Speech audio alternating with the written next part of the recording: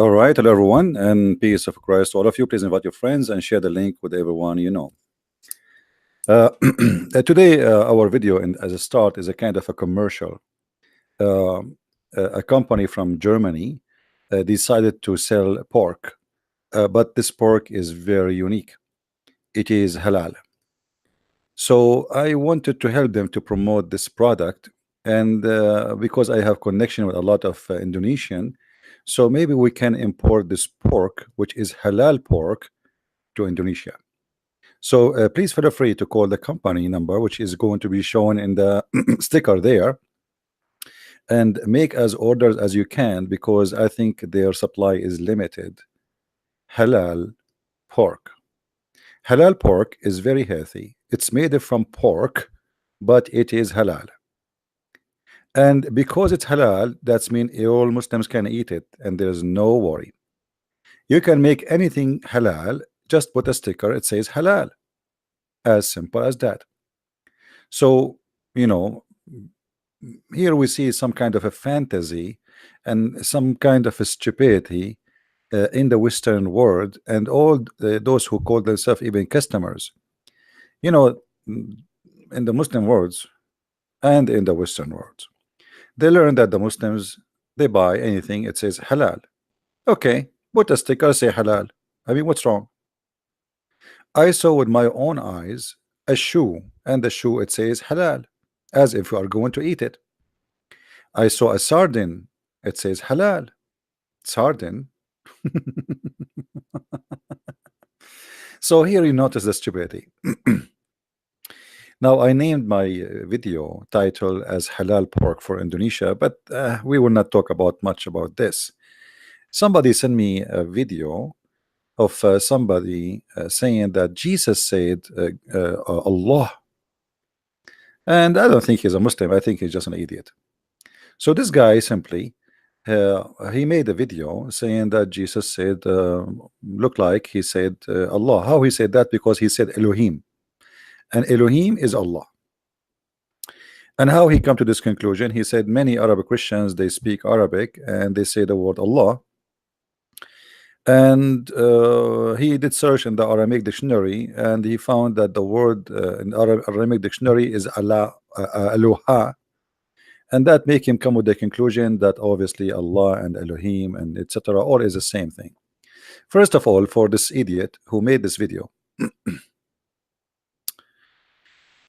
Allah is not an Arabic word, and it's not one word. Even the Aramaic you see in front of you, it's not one word, but for an idiot like you, it is. It is two words. Al, which is a word meaning God. Huwa, which is he is the God. Or Allah, al, u, or let us say Allah is like saying the God, but the word God is al, and this is not a name. This is not a name. This is just a word meaning God. Have nothing to do with any name. So yes, it's Aramaic, and the Aramaic are the source of all the languages in the Middle East. So it is Al, which is God. This is why we say Baal. Baal. Ba is the name of the God, and Al is the word meaning God. So Al is a word meaning God. It's not a name. So you're an idiot. Don't mix things up. So Aloha, it's not one word. It is Al and the God, but it's not a name. Still, it's not a name. Now, if we go to the and yes, the Allah. This is why the Muslims do not know what Allah mean, because it is Aramaic. It had nothing to do with the Arabic. Nothing in the religion of Islam is Arabic. There's nothing is called Arabic. Even Arabic itself is not a language by itself. Now, if we go to the Quran, and we explain that many times,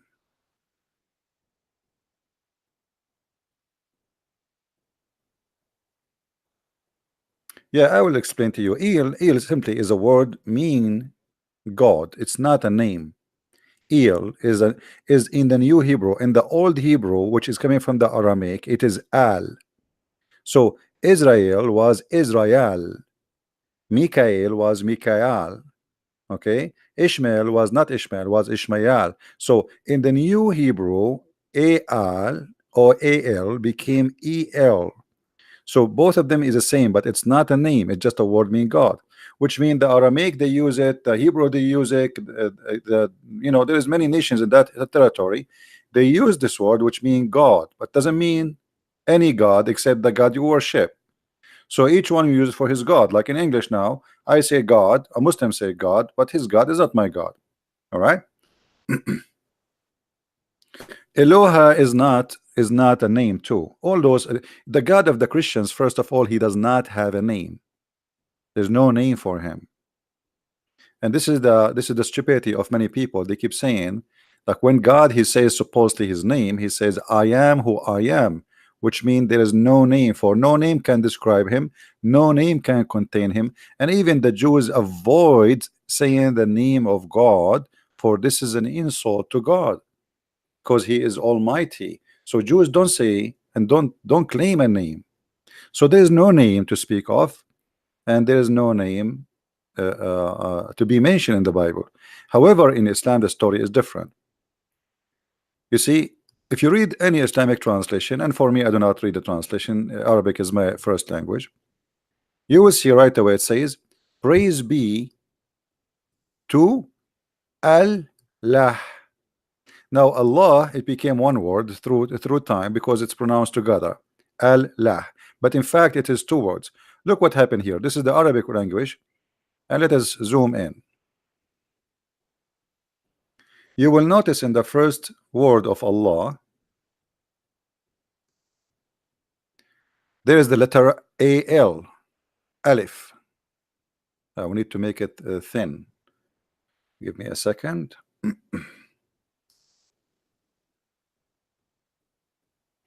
You notice here with me there is a letter which is not exist here. Do you notice? But supposedly both names are the same. This is Allah and this is Allah. The fact, no, it's not. The first one is Allah. The second one is Li Lah. The second one is Li Lah. So this one is Al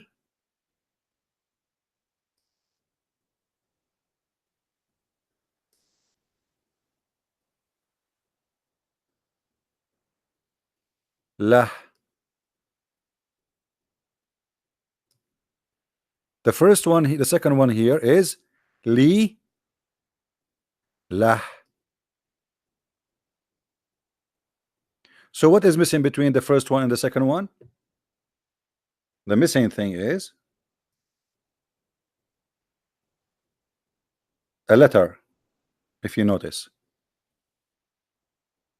this letter here,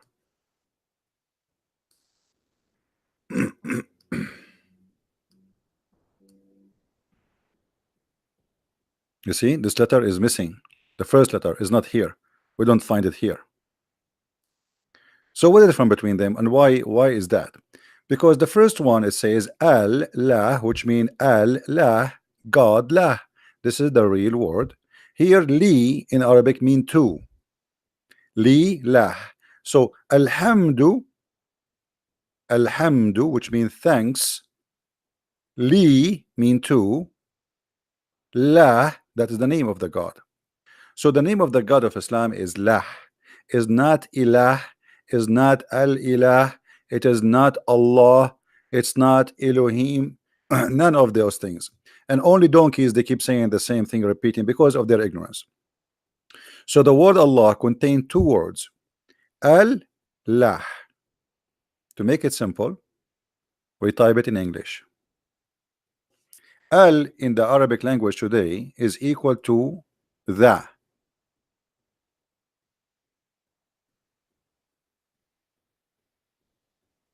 Yeah, that is an other example. Yeah, a team. Al lah. Sorry.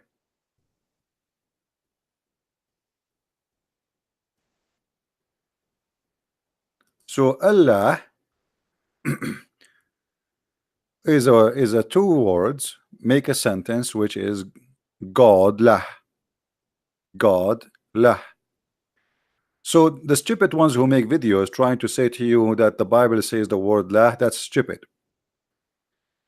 All the languages, Aramaic is the mother languages for all languages in the Middle East, with no exception. When I'm saying Middle East, I'm talking about like Syria, Israel, Egypt. Egypt, part of it is actually mixed with Aramaic, not all of it.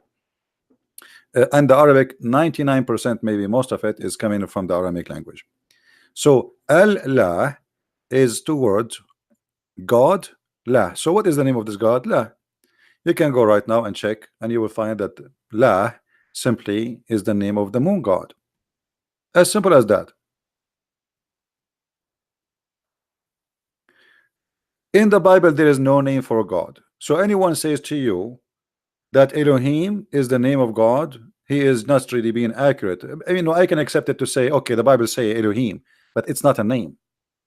First of all, word Elohim does not mean God. It means gods. Gods. So, and the Muslim, they say to you, where is the Trinity? Well, from the beginning of the Bible, it says Elohim. It's not a singular name of God or word of mean gods. It's gods. So, Elohim is not a name. Even like when they say Yahweh, it's not even a name. You see, Yahweh is just a statement where God, he says to Moses, I am who I am. It's not a name. Nowhere God, he says, this is, you know, you okay, you wanna know what my name? You ask him, what is your name? You will see in the Bible, it says in Exodus that in Elohim said to Moshe, Ehe Yah Ashir Ehe Yah, I am who I am. So I am who I am, it is not a name. It's mean just I am exist by myself. I have no creator, nobody create me. I am the beginning, I am the end, I am everything. That's it. It's not a name. So in the Bible, all of it, there's no name.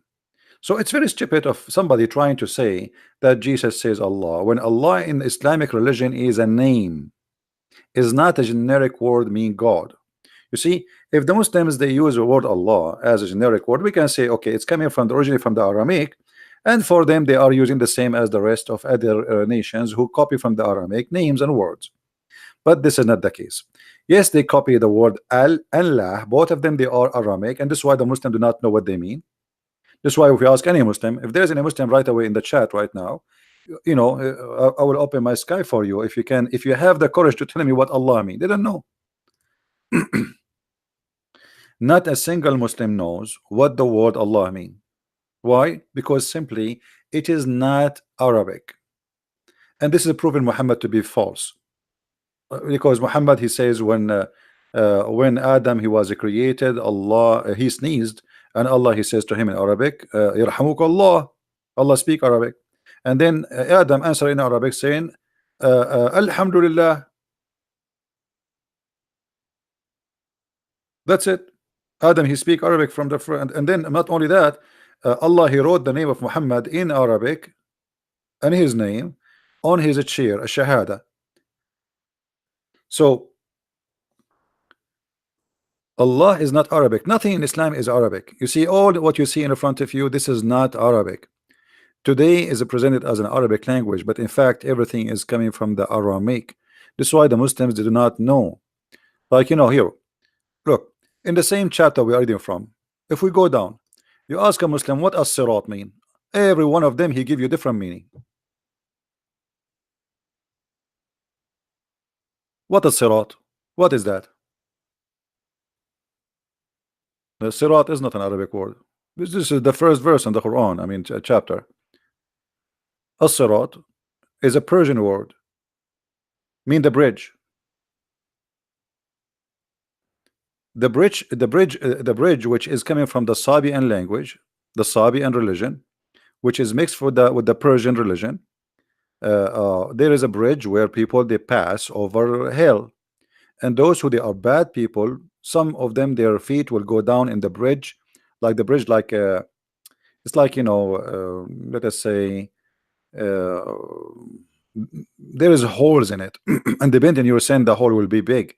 So you might go down to your knee in the hell. You might go down to your foot. You might go down to your ass. You might go down to your head. This is the bridge, and go into heaven. So those who they are sinners, when they pass the bridge, they are going to pass over hell. Some of them they will be burned badly. Some of them they will burn little bit. Some of them they will burn not much. Some of them they will not burn at all. That is a sirat. So Muhammad he stole that from the Persian, from Salman al-Farisi. He put it in his Quran. So the Quran is a mix of languages and mix of religions. And if we go back to Ar-Rahman, Ar-Rahman is a story from the Aramaic too.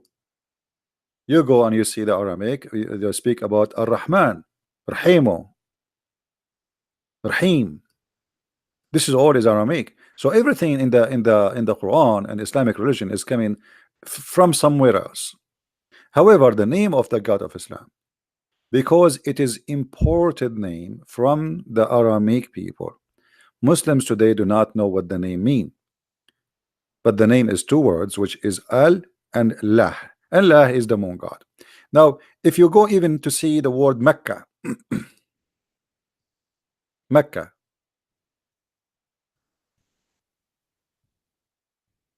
Mecca in Arabic mean like the land where you have to dig down, like the land of death, where like supposedly where you dig down in the ground to find water or something like that. But the origin of Mecca is not really Arabic. It's not.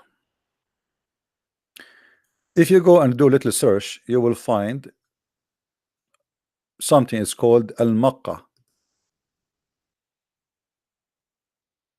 the temple of Al-Makkah, which is the temple of the moon god. You see it?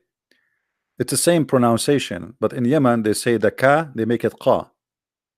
In Yemen, the letter ka, they pronounce it as qa. So they are writing here the name as a pronunciation, now not as written. So it is the same exact word as Mecca, Al-Makkah. Here you notice that Mecca start with L. Do you notice that? Do you notice? Al-Makkah. Forget about this, Yusuf. He's a kid. He's just here to disturb you. He will never call me. Al-Makkah, Al-Makkah, which is the moon god temple, it contained two words. And by the way, it's like the rest of it is still exists in Yemen, unless the Muslim destroy it now in this war, because this is what they do. They still, you know, history destroy it, and we saw what they did in Syria and Iraq. And so this is Al-Makkah temple, have this different name. It's called Awam, but the real name of Al-Makkah, and Al-Makkah is containing two words, Al and Makkah, which mean God, or Rabbul Makkah, the God of Makkah, the moon god. So even Mecca present the moon god, the word Mecca. So we can say that the word Mecca, the city of Muhammad, it is a counterfeit of this temple. So they made a Kaaba, which counterfeit of Al-Makkah temple. They made a city and they call it Al-Makkah, which is the same. If you go, just to show you, in different verse in the Quran, the name of Makkah changed suddenly. It became Bakka.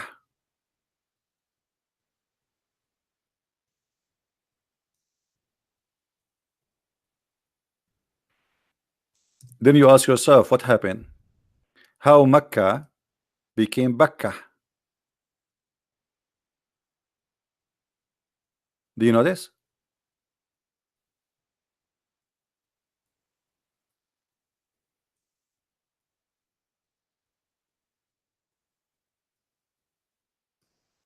Do you know this, guys? Yusuf, just take care. You are a kid. Each time you come here, we say, call me in Skype. You never call. You are a potato. Let your dad call me. So the letter meme or M switched to be Bay. That is based in the dialect of those who speak the language. So Al Makkah temple called Al Bakka temple too, and called Al Makkah temple too. All of them for one place. The first house was built for mankind is the house which built in Al Bakka. That is the one in Yemen, not the one in Saudi Arabia. And Muhammad, he got this idea from the Sabian because the Sabian is the one who built the temple of Al Makkah in Yemen. Are you getting the point? So when somebody is a naive idiot, he starts saying to you, Jesus says the word Allah, that is stupid because the whole Bible does not have the word Allah. And Elohim, it's not a name. It is El, and like the God, Elu, El is a word mean God. It used to be A-L too. So it is not a name, and anyone can use this word. At that time, the Aramaic use it for their gods, which is a false god. Then the Aramaic became a Christian. Still, they use it for their God, which our God now. So, El or Al, it is not a name for any God. It's just a word mean God. But for the Muslims, the story is different. For the Muslims, they consider Allah, which is containing two words, as we said, Al and La, one word, and it is a name. The reason for them they consider it as a name, I think because of their ignorance. Because it's not one word, but because their ignorance of what is the origin of this word, uh, they took it, they don't know where it's coming from, and they inherit it, and they repeat it. But obviously, Allah and have three daughters, and you will notice that the three daughters of Allah, their names start with, at least two of them start with the name Al.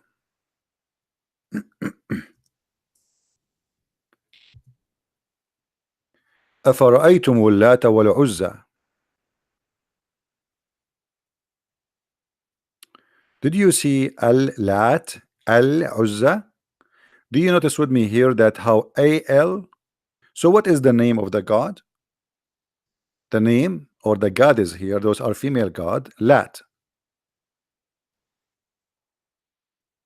The first god, her name is Lat. But what is the first word before it? It is Al. So God Lat, God Uzza, and Allah. Al,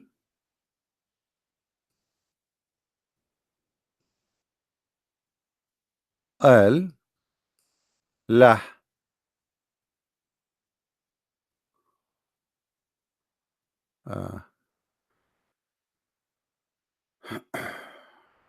We need better program for writing in the screen.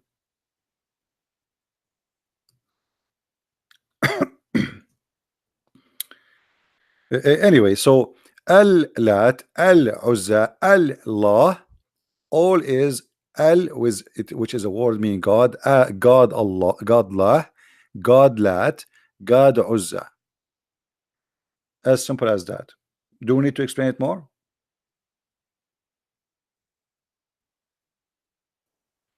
Well, those names as mentioned in the Quran, simply because Muhammad he received the satanic verses. And here you notice that the author of the Quran is a silly person. Look at this.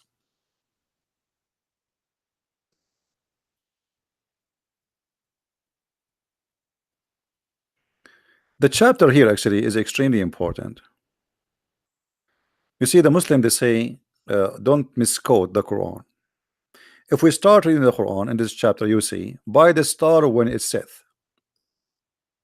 Have you ever heard of a star seth? No. This is not about the star setting. This is about the star failing. So supposedly Allah is swearing by وَالنَّجْمُ إِذَا هَوَى. وَالنَّجْمُ إِذَا هَوَى, by a star when it's fall. So Allah, he thinks star is failing, but this is false. Meteor aren't stars. So he thinks those are stars who they are failing. He swear by them. And then he says, your friend never err, nor is deceived. Who is the one your friend?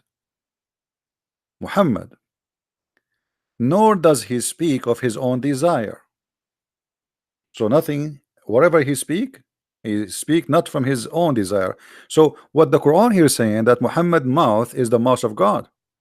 And this is absolutely stupid, because later we will find the Quran saying that Muhammad, he commits sin. Muhammad, he forbid things he should not forbid. Muhammad, blah blah blah blah blah blah blah.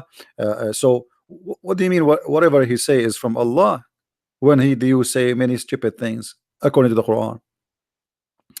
Then it says, it is nothing but inspiration that he is inspired. Which one of mighty power has taught him? Okay, who is those one with mighty power who taught him? If you ask a Muslim, any Muslim, who is the one who taught Muhammad?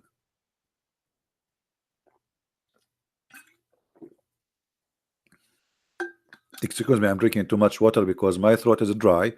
I have an ear infection. I lost half of my hearing. And my head, I have a headache. I apologize for drinking water. Which one of the mighty power has taught him? Who is the mighty power who taught him? A Muslim, he will say to you, Allah. The fact, no. Supposed it's Jibreel. You ask any Muslim, you say to you, Muhammad never spoke to Allah. He spoke to Jibreel. So the one who taught him is the mighty power. How Jibreel is the mighty power one? Which one of mighty power? That means he's God. Then he continue. Who is powerful and he grow clear to view. What does that mean?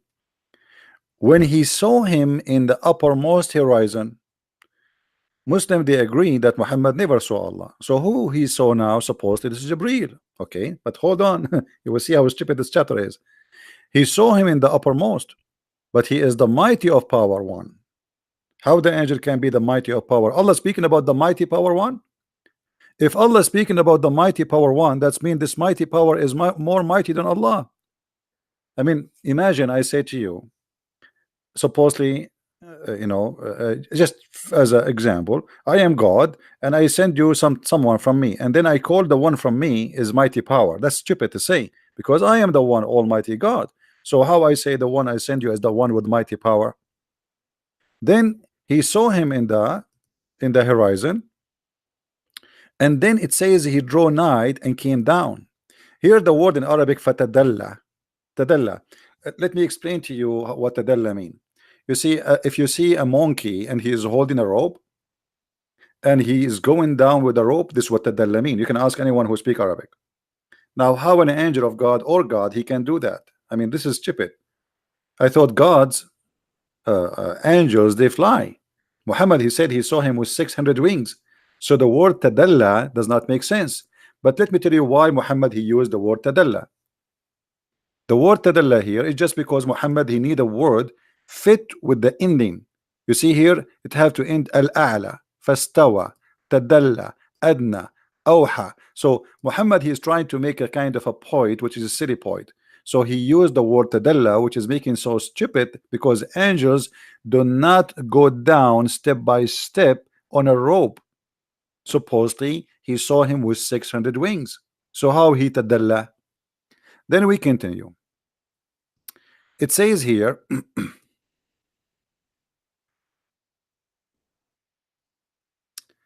Kalavau, you want to debunk me? Are you a Muslim, Kalavau? Are you a Muslim, my friend? If you are a Muslim, I can let you call me. Give me yes, and I will open my Skype.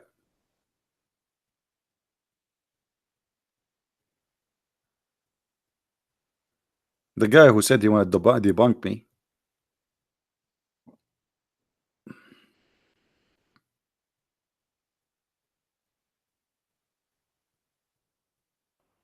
Don't play dead on me now. What? You want to call me or what? The second we mention their name, they stop moving.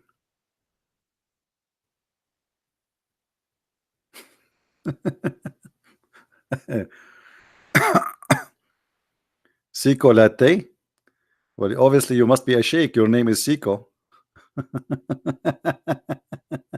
Okay, let me log in Skype. Give me a second, please.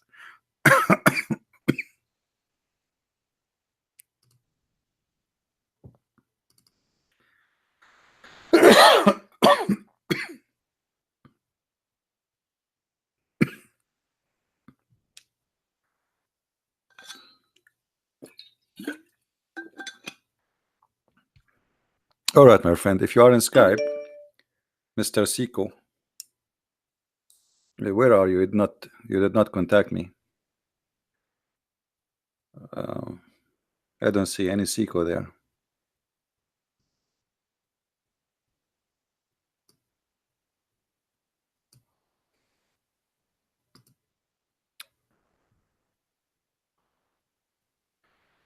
Thank you, team.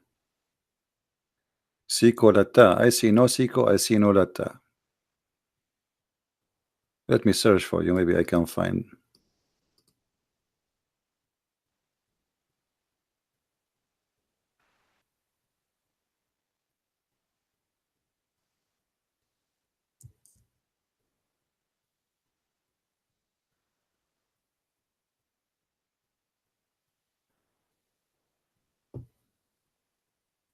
Okay. Is that you? I sent you hi.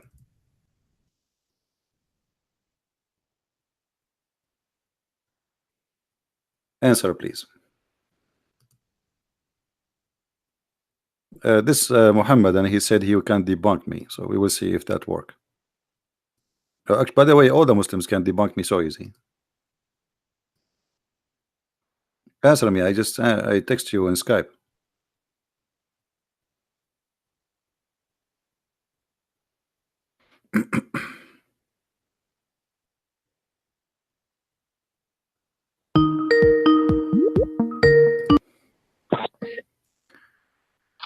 Hello? I just called you. Yes, my friend. Go ahead. What do you want to say to us? Hold on. Let me turn on YouTube. There we go. You ran. Let us see who ran. So tell us, who is the one coming down in this verse? Hold on. Let me be on YouTube. I debunk your video, and you can't even respond because you're a coward. This is ultimate truth. Listen, if you are here to call names, you know, you are the most stupid kid. You are the one who always say to me stupid things. I show you scholars, you say to me scholars are liars.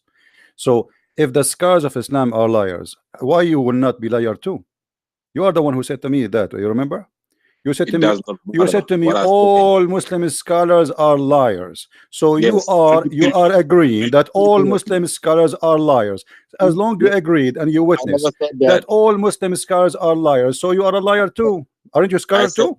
Aren't you a scholar? I said, you won't let me talk. You see what you're doing? Because you're running away. Right.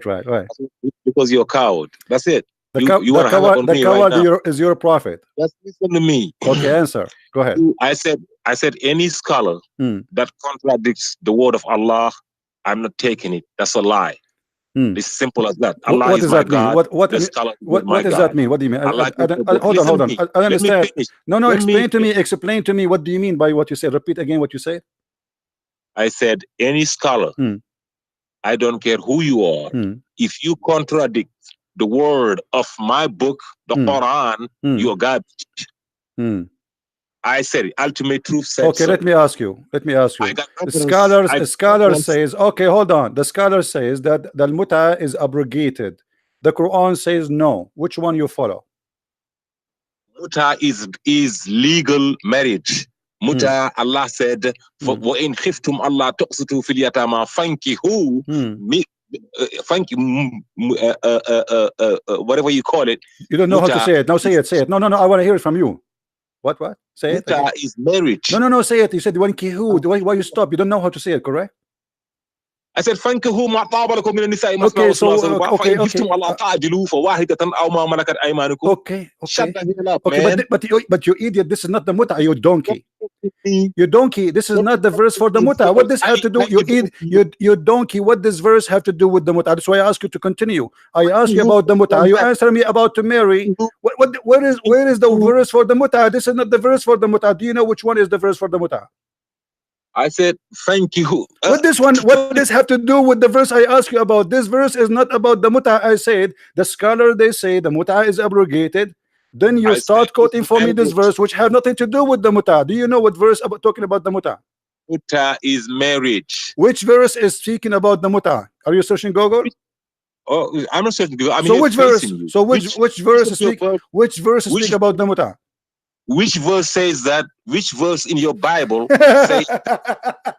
What my Bible have to do with? I'm asking you which verse in the Quran speak about the muta. Supposedly you are answering me about the muta. Which verse? I can quote you 1,000 verses. Which verse in the Quran speak about the muta? Which verse in the Bible says that Simon of Cyrene carried the cross? You see why I block you? You are just a kid. So you call me and you said you want to debunk me, and you said, look how everybody is laughing at you. You said if any scholars disagree with the Quran, I say to him he's a liar. All the Muslims say that the muta is abrogated, and now I ask you, is that true? You quote for me a verse which has nothing to do with the muta to refute me about the muta. Listen, is the muta abrogated? Yes or no? I listened. That debate happened because I debunked. Is the muta abrogated or is the muta abrogated or not? Let me remind you when I said that. Are you going to answer or not? What you said? You said a scholar. Is the muta?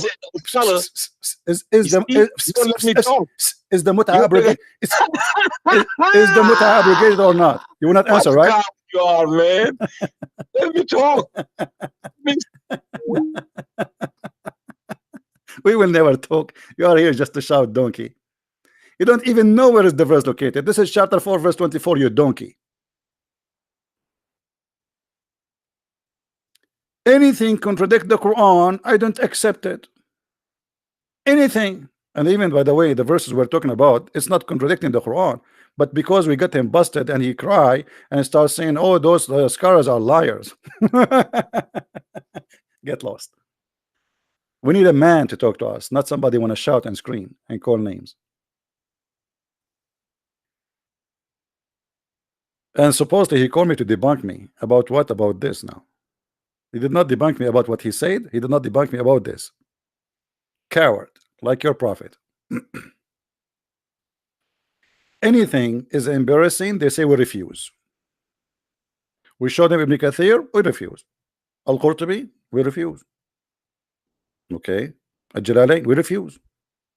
Ibn Abbas, the cousin of the Prophet, we refuse. A hadith from the Prophet, we refuse. Even the hadith, they refuse. And supposedly he would debunk me. What an idiot. Anyway, so here, guys, you see, it says, then he drew high and came down till he was in a distance of 2 bows length or even nearer. But how that can be? How an angel, if this is an angel, with 600 wings, and Muhammad, he says he blocked the horizon. This is how big he is. How such a huge creature can be close to Muhammad, almost maximum of 2 meters, even nearer. And look here what it says. And then he revealed into his slave which he have revealed. How he is. Oh, you don't see my screen, sorry. How he did reveal to his slave, if this is an angel. Do you see the word slave? So he came in the horizon, and hadith says that he blocked the horizon. This is how big he is. Then he drew down like a monkey. He did not fly. He tadalla. And then until he is in a distance of almost 2 meters. And then he revealed into his slave. how Muhammad became a slave of Jibreel.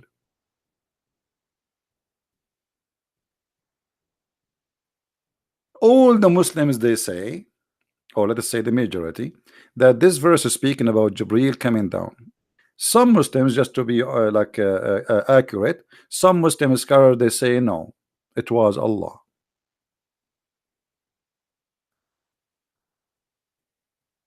But the major number of the Muslims, they say this is what Jibreel. But how Jibreel became the God of Muhammad? And if this is Allah, you see here there's a problem. Here it says that he revealed after he come down, he came nearer, until he is 2 meters away, and then he revealed to his slave. Okay, if this is Jibreel, that means Jibreel is God. Because the verse contained two things proving that the one here is God. In the same time, the verse contained many things prove that this one here is cannot be God. Why? If you go up, it says that he inspired inspiration, but Muhammad never received inspiration. An inspiration is not somebody speak to me. Is that correct? An inspiration is God inspire me within my head, not somebody speaking to me. If somebody spoke to me, that is a revelation and delivery, like deliver something to me. Revelation can be inspiration if I receive it within my in my thinking from God, like he inspire me. But if it is a delivery, if God speak to me or an angel, this is not an inspiration no more. Do we agree, guys? So if it is inspiration, then who is the one deliver it? And why we need deliver anyone any way? It's delivery. Either we have delivery or we have inspiration. This is a contradiction. Contradiction number two. The one who told him is the one with mighty power. How the angel is the one with mighty power? I thought the one who might, the one, not one of the mighty power, the one, which means there's only one. So if Jibreel, if the one with mighty power, that's mean he's God. Then Dhu murratin fastawa, he is so strong and he appear. He is not anything. That must be God. And he was in the high horizon, and then here you see the stupidity. Suddenly he drew night tadalla, which he drew like he came down with a rope. I don't know what you call it in English. If somebody holding a rope and he go down, I don't know what the exact word to use in English.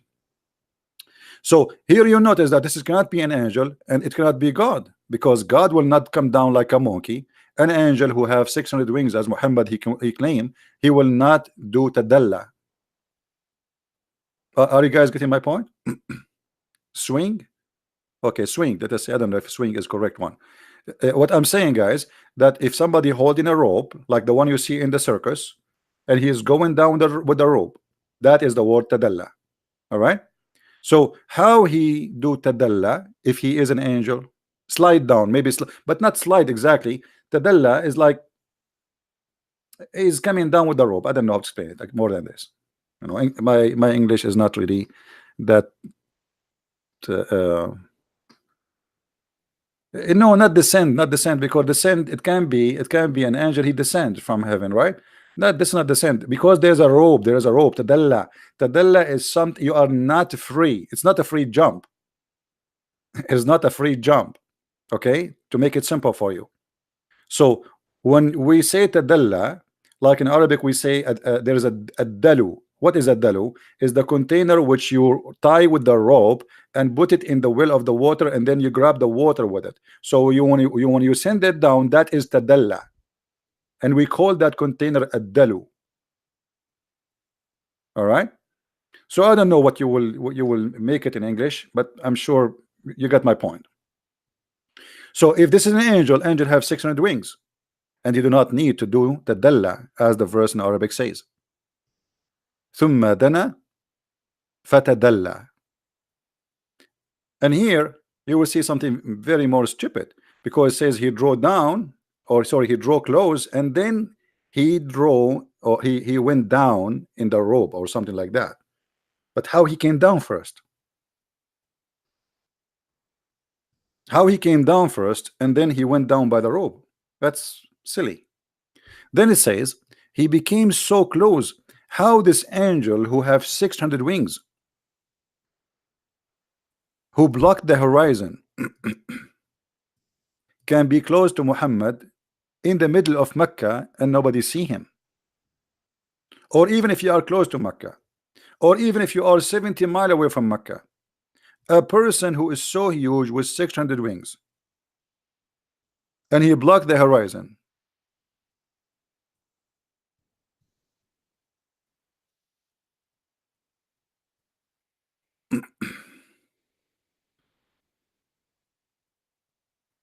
You see it?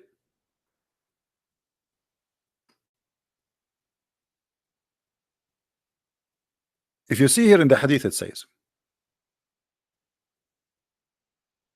I ask etc etc al-Hubaysh about the words of Allah, the mighty, the great. So he was at the distance of two bows on near ear, and this is the Quran. He said, Ibn Mas'ud informed him, that's verily the apostle of Allah said that this is Jibril and he had 600 wings. Now imagine a creature who have 600 wings, who block the horizon. He can get close to Muhammad in a distance of 2 meters, and yet nobody see and nobody witness and nobody even find anything, any details about this angel who so huge. Same time, how a creature who have 600 wings, he is going down the rope. So what the wings for?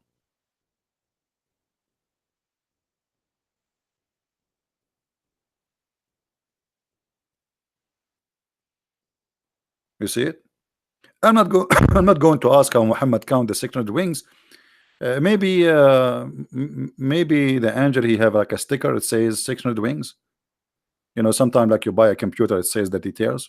You know, maybe he have a sticker in his back or something. It says like this is 4 gigabyte, you know, RAM, and the screen is etc. The processor etc. You know, all the information is like, you know, yeah. So it's possible. It's possible. Everything is possible in Islam. Uh, and here we notice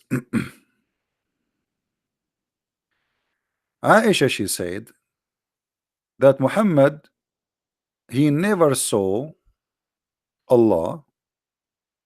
He saw Jibril only twice. Read carefully with me.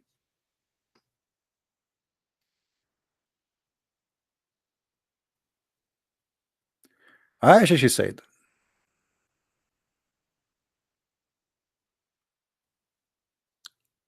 whoever informed you that the messenger of Allah saw his Lord, which means saw Allah, concealed something he was ordered with, he know the 5 things about which Allah has modified. I mean, stupid translation. With him the knowledge of the hour is blah blah blah blah blah blah blah blah blah blah blah blah blah blah blah blah blah. And then he said, rather he, the one who says to you that he saw Allah, he lie, he's a liar. Rather he saw Jibril, but he did not see him in his real image except 2 times. One next to the tree of Allah in the heaven, and he have 600 wings, and one when he filled the horizon. Do you see it says filled the horizon? So how big Jibril is? It's so huge, to the point he filled the horizon.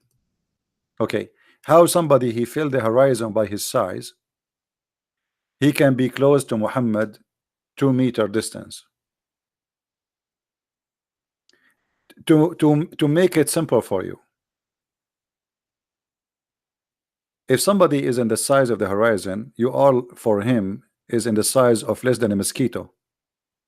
Is that correct? Guys, you understand me?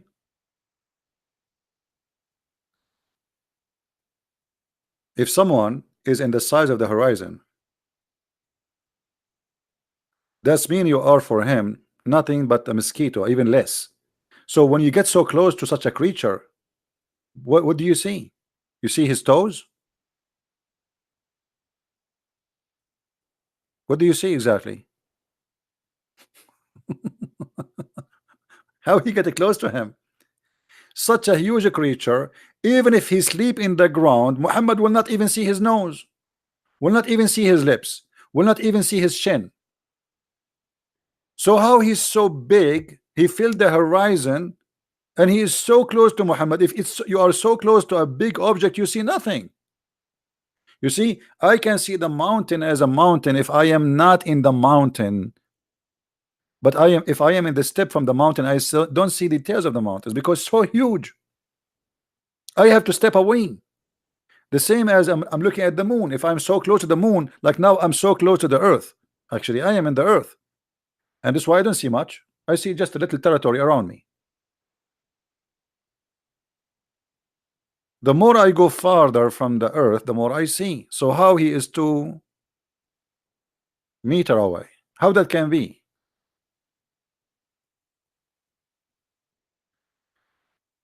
Then you will notice here, don't open any website, guys, be careful. Be careful.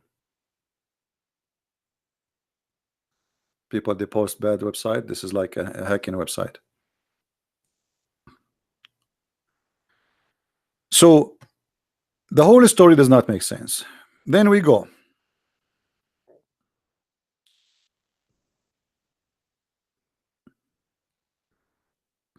We go back to the verse. And then here it says, he revealed into his slave what he revealed. So how he revealed, and yet you say here it's inspiration. You see the stupidity? Revealing is not inspiration, because supposedly he taught Muhammad. He taught him. He even says words to him, and Muhammad he just repeated, which means the teaching here is not really teaching. It's just pronouncing something in front of you, and you go and say it. So the whole chapter is stupid. And then it says, and verily he saw him yet another time. Look what the Quran confirmed to us.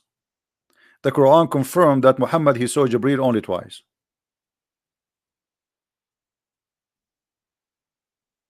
If this is Gabriel, how that can be? That's mean Muhammad should have only 2 delivery from Gabriel.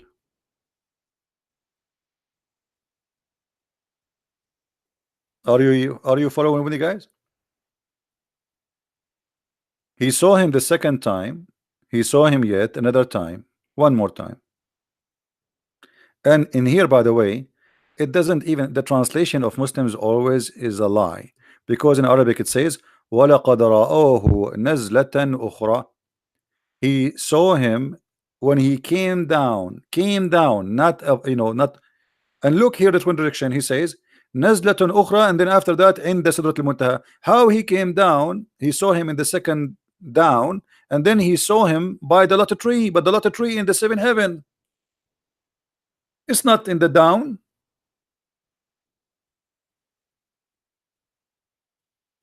If we change the translator, let us see.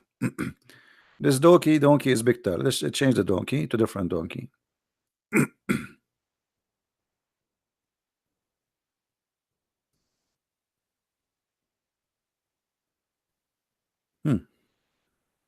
All right. Look, guys, look what it says. Read carefully and love. And indeed, Muhammad, he saw him between 2 brackets Jibril, because nowhere in the Quran it says this is Jibril. A second descent. Do you see it says second descent? Okay. How it is second descent, and he saw him where? Near the tree of Allah. I mean, this is crazy. Near the tree of Allah, Jibril cannot descend. Jibril he climbed up, because the tree of Allah is the highest place where Jibril can reach.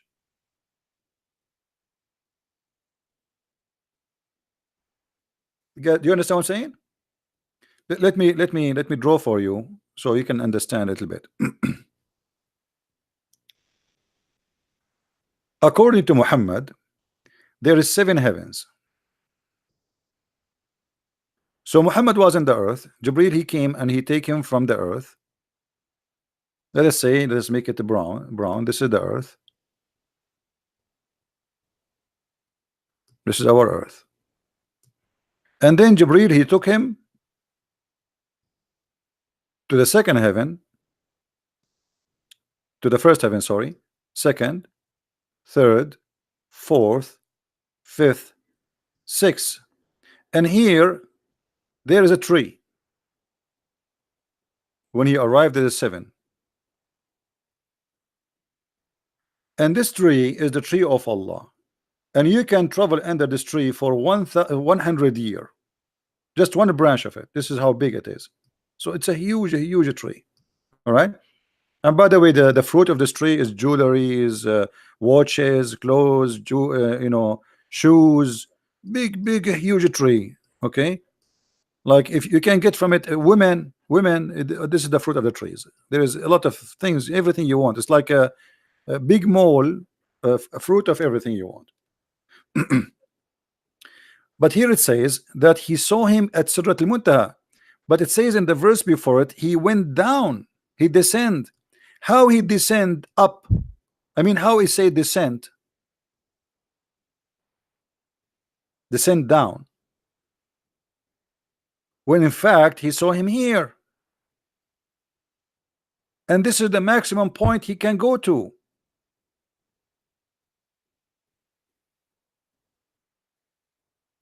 Are you guys, do you understand what I'm saying? This is the maximum he can reach. After this point, Jibril, he cannot go. Muhammad only, he went by himself. And this is told by Muhammad. Muhammad, he told him when he arrived to Surat al-Muntaha, Jibril, he cannot walk with him no more. So how it says descend? Descend is to come down. So how the second time he saw him, when he descend, and he saw him next to Surat al-Muntaha, but this is not where he saw him. Because if Muhammad saw Jibril next to Surat al-Muntaha, that means Muhammad, he live here. And the angel descend down to here. Hey guys, be careful with those, like we have today. Look like we have an invasion today. Be careful from those websites. Those are supposedly they are sex website, but when you go there, they hack you. They have a Trojan horse will go into your computer. So never open them. All right, be careful. Only foolish people, they open them. You can open them in your your own responsibility, and that's mean you are a fool.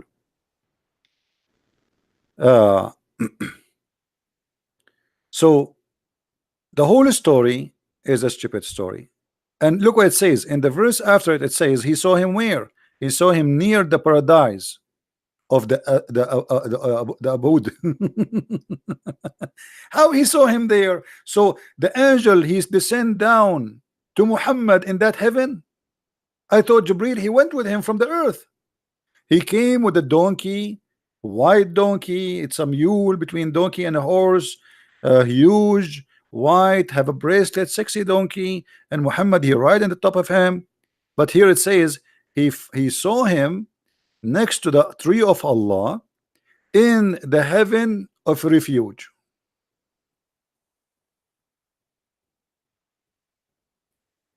All the story is stupid. And then it says, look at this. When that covered the lotus tree, which did covered, what does that mean? What does that mean? When that covered the lotus tree, which did cover it, what does that mean? Unbelievable, so beautiful. Huh? And then suddenly, just to show you the stupidity of the Quran, speaking about angel or Allah coming down, suddenly he says, did you see Allat and Al-Uzza? What does have to do with this? What all the chapter before have to do suddenly with the three daughters of Allah?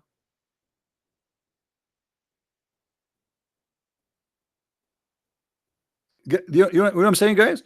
It's like I'm saying to you, I was making hummus and I was making falafel, and then I made salad, and then did you see Allat al-Uzza? What does have to do with this?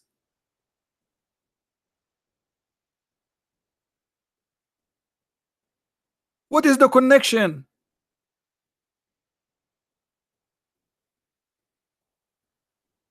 I think that the one who wrote the Quran is ultimate truth.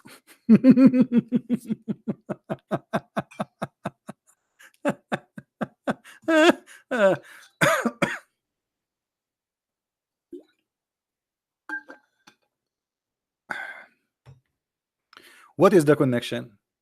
There's no connection. And this is why when a Muslim they say, "Oh, why you don't read the verses before it or the verse after it?" I say, "You made me laugh because there's no connection in the Quran between verses and verses." And here we reach to, did you see Al-Lat Al-Uzza? Okay, what about it? And look what about it. Allah have a complaint. He says, "What? For you, the male, and for him, the female?" What? Allah the Almighty complaining, saying to the Arab, like, "Hello, for Allah you give daughters, for you have sons. This is for sure indeed unfair division."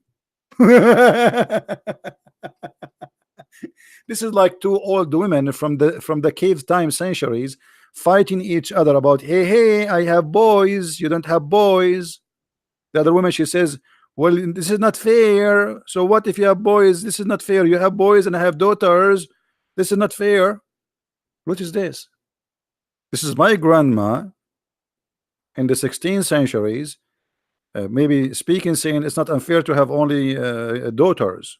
Allah the Almighty, why he don't like that? And the funny, they say to you, the Muslim, they say to you, and there's a verse in the Quran says that when the Arab they see, they hear the news that they have a daughter, they get upset. But as you see, it's Allah who upset. For Allah obviously is an Arab God. Otherwise, why you are saying it's unfair for you the male and for me the female? And here you notice how this verse get the lies of the Muhammadan when they say that the Arab used to disrespect females, even they used to kill them. How they used respect them, but they made them goddess. Correct? How somebody disrespect women, but he worship a female? And why Allah is always is a he, and why it cannot be she, and why Allah cannot have daughters, and why it is indeed unfair? Allah explained, he says, what? For you the male and for him the females, this is for sure indeed unfair division. So what is the problem? The problem is you gave the male for yourself, you give me the female. That is unfair.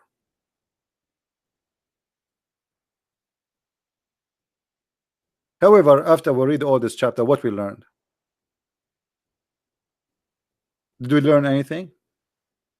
Muslims, what is the wisdom of this? What is this? What we learn from this? What this will help me with my life? When I say a religion is supposed to guide me for something. What is this?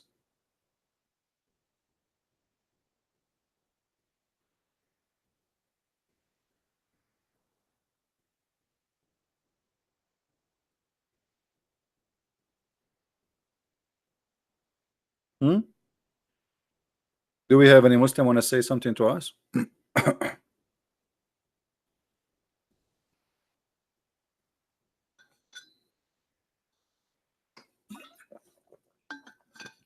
Fadi saying maybe Allah is mocking the pagan religion, but he's not mocking them. Actually, he is saying they are better than him, because as you see, the pagan, they are taking females as God, and Allah saying that it is wrong to take females as God. That's mean Allah he decided that the one who should be worshipped must be always a male, and he is complaining it's unjust that for them the boys they have sons, and yet for God they have females. Look here, what you notice with me. Allah have only 3 daughters. He don't have a son. Correct?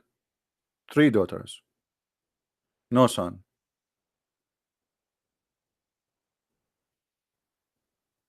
And that is the complaint of Allah.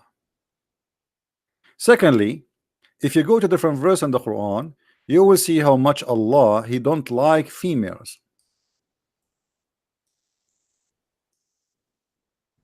The Arab, even they have angels who they are females. In chapter 4 verse 117, it says they are worshipping females instead of Allah. Those who they worship, they are females. So Allah proving that they are not God because they are females. What does have to do? What does that mean? Then if we go into different verse, we will find this. Chapter 37 verse number 150. Or created we the angels female, they were present. He's saying, did we create angels really are female? Allah did not. So angels are must be male. So Jibreel is a male. You see, if the angels cannot be females, that means the angels are males. That is a stupid answer, because the angels, they are not neither male or female. What male and female? What is that? Now ask them, Muhammad, has they Lord daughters whereas they have sons? Like what? Their Lord have daughters and they have sons? But how stupid is this statement? Because the Arab, they have daughters too. Have you ever heard Arab they have only sons? Because if we have only sons, we don't have daughters, then we will die. And where my mother is coming from? She was imported from Napoli in Italy. What do you mean? This is stupid. They have sons and they have daughters.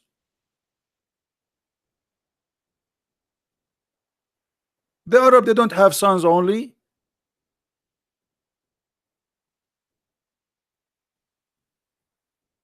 So as you see here, the stupidity is amazing. And then say, oh, did we create the angels are females? Now he is mixing things up. Once he speak about the daughters of Allah, who they are females, and then he speak about angels who they are daughters, or they are females. And then look at this. Lu, it is their falsehood that they say Allah has begotten. Allah verily, they tell a lie.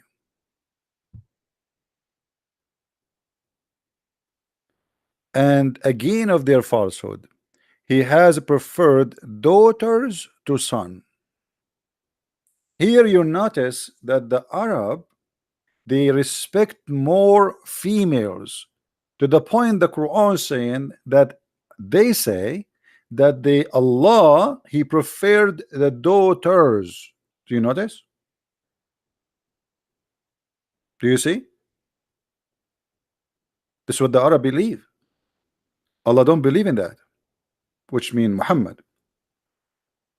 So if you go back in the history of the Arab, you will see the women, they used to be having you see, the Arab before Islam, they used to be a very 1 billion time healthy society from after Islam. Look at this. Don't the Muslim, they say around the Kaaba there was more than 360 idol? Is that correct? Don't they say that? 360 pagan god? Do you know what does that mean? That means this is a society of a free speech. Do we agree? And nobody is killing anybody, and nobody is fighting anyone. 360 gods exist in one location. Nobody killing, nobody slaughtering, nobody hating anyone. Everyone speak for his God and all live in peace. That is before the cult of Islam. So Arab before Islam is a billion times better than democracy we have today. Today, if you go speak against Islam in Europe, they say to you, you have Islamophobia. In Europe. In Arabia, no. You can speak as you wish. You can worship as you wish. You can follow the God you wish, and nobody have a problem with you.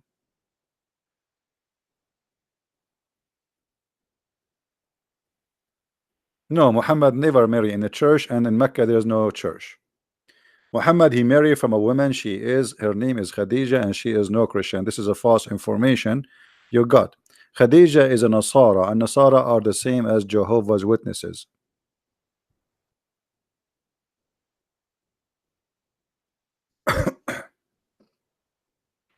Is a cult.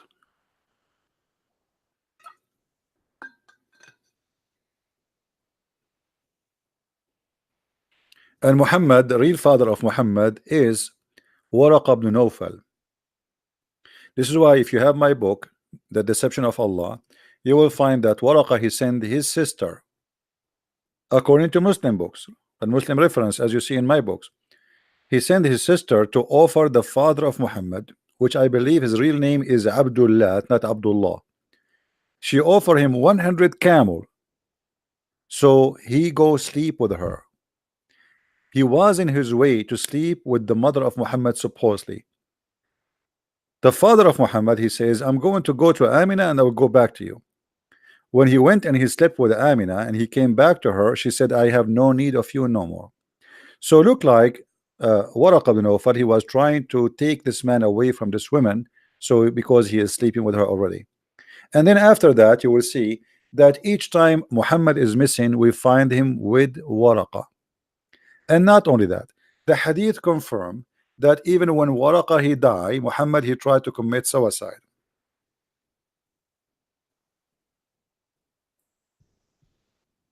And that is telling you how much is the impact of Waraqa on Muhammad's life.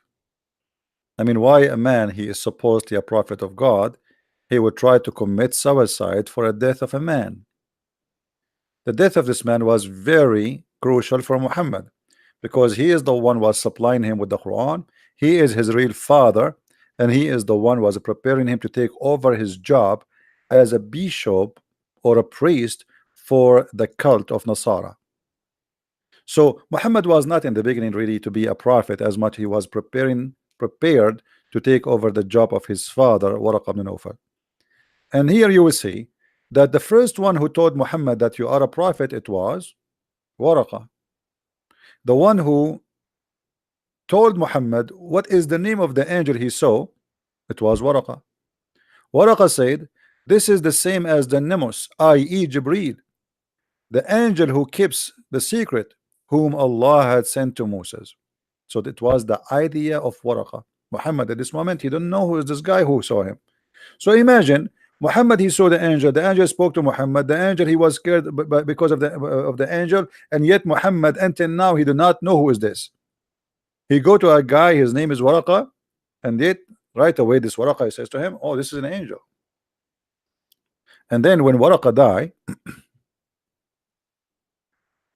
Muhammad he tried. After a few days, Waraqa died, and the divine inspiration was also posed. And here you notice the connection between Quran and Waraqa. Waraqa he died, there's no Quran. And this is why Muhammad was so desperate, because now what he would do? His father, the real father, is dead. Quran, no Quran is post because Waraqa is dead. So what he would do? So he tried, he becomes so sad, and he tried many times to throw himself from the top of the high mountain.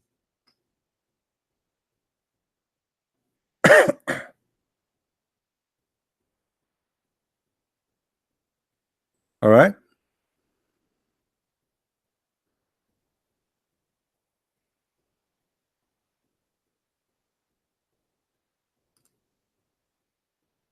What do you think?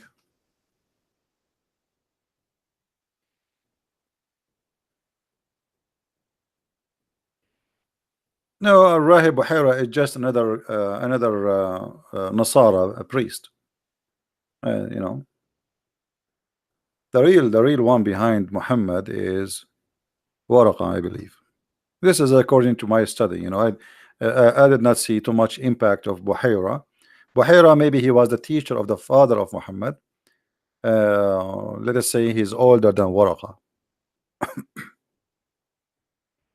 Waraqa, he learned from Buhaira, and Buhaira was the master of Waraqa, and then Waraqa, he taught Muhammad, and etc.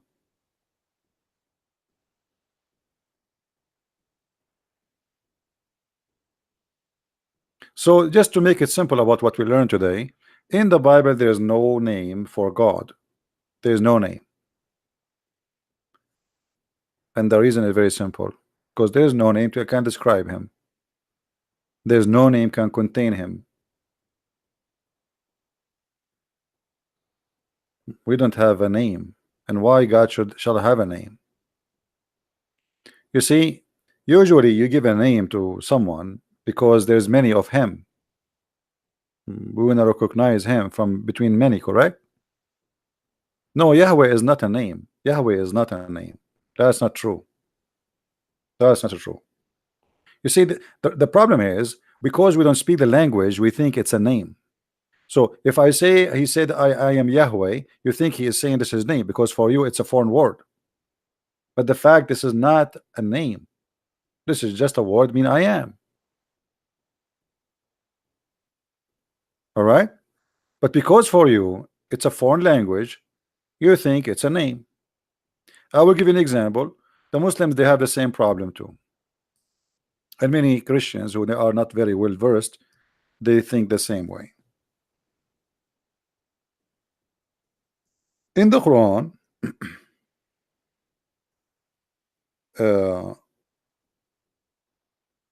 we find a verse where it says Abraham, he said to his father Azar. Remember when Abraham said into his father Azar, the Muslims until now they think that Azar is a word which is the name of the father of Abraham. But all of us, we knew that this is stupid. This is an error. Cannot be. Azar is not the name of the father of Abraham. So what is that? But because the Quran is a theft, and the one who is making the Quran, he knew Aramaic. So he said, when Abraham he said to in his father Azar, is that like somebody today now saying, he said to him, okay. Now, okay, I say okay, even it's not my Arabic, it's not Arabic. Like if I go right now in Egypt and I say okay, people will understand what okay mean. But if you say a word which is strange for the society you live in, then they will think it's a name. Are you getting my point? So what the author of the Quran, whoever he is, he said that Abraham said to his father, foolish. Azar mean foolish, not the name of the father of Abraham. But because the ignorant Muslims, they do not know what Azar mean, they thought this is his name. So it's a foreign word, they don't know what it is, and they look, okay, his father Azar. So okay, he's saying to him, he's saying, have you ever heard of somebody saying to his father his name? This is disrespect. You don't call your father by his name. But what Abraham saying to his father, this is foolish. Worshipping idols as gods, that makes sense, correct? That make perfect sense. Not his name.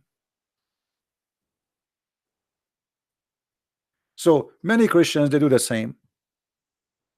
They think that Yahweh is a name. This is not a name. There's no name for God in the whole Bible, from the first letter to the last letter.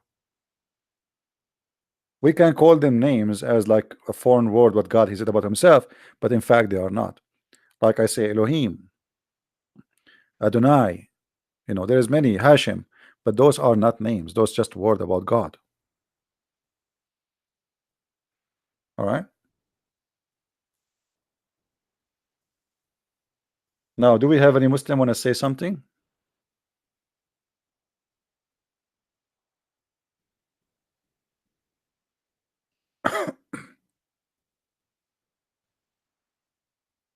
Any Muhammadan have something to say?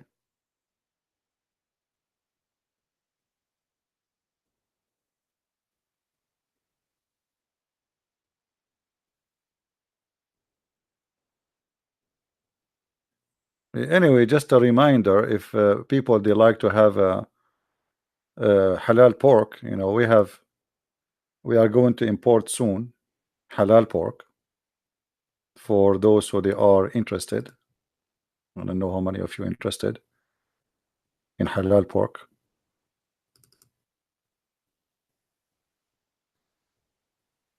Somebody today sent me this picture actually from Germany in the store. It says halal pork. What what's wrong with people?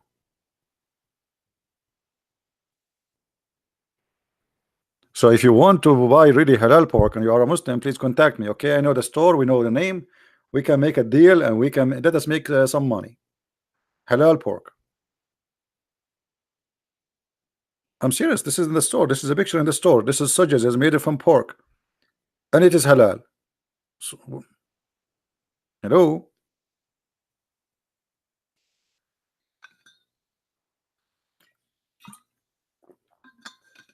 Did I tell you the story?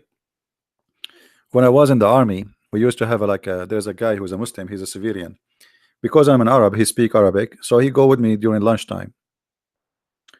And almost like 6 months he go with me when I go for lunch. When we go to the restaurant, he order, I order. He asked the waiter or waitress, do you have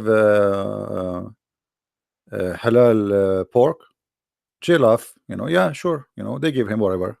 Okay, I want this. What is this and this and this? Okay. So after like 6 months, we are eating together in the restaurant. This is the only restaurant we have close to us. One day he asked me in Arabic, what are you eating? So I said in Arabic, I said khanzir, which means pork. He said, what? Are you serious? You are eating khanzir? Yuck, man. Stupid idiot. What's wrong with you? You are eating khanzir for the last 6 months too. He said, me? He said, yeah. Are you serious? He said, yeah. What are you talking about? I never ate khanzir. I said, ain't you? Now you are eating khanzir. Isn't you every day come here and now just order halal pork? He said, yeah. He said, do you know what pork mean? He said, meat. I said, no. Pork mean khanzir, you idiot. So this stupid, his English is not good. He think that pork is a meat. So he's asking him, do you have halal meat? And he was eating for 6 months halal pork, thinking that he is ordering halal meat.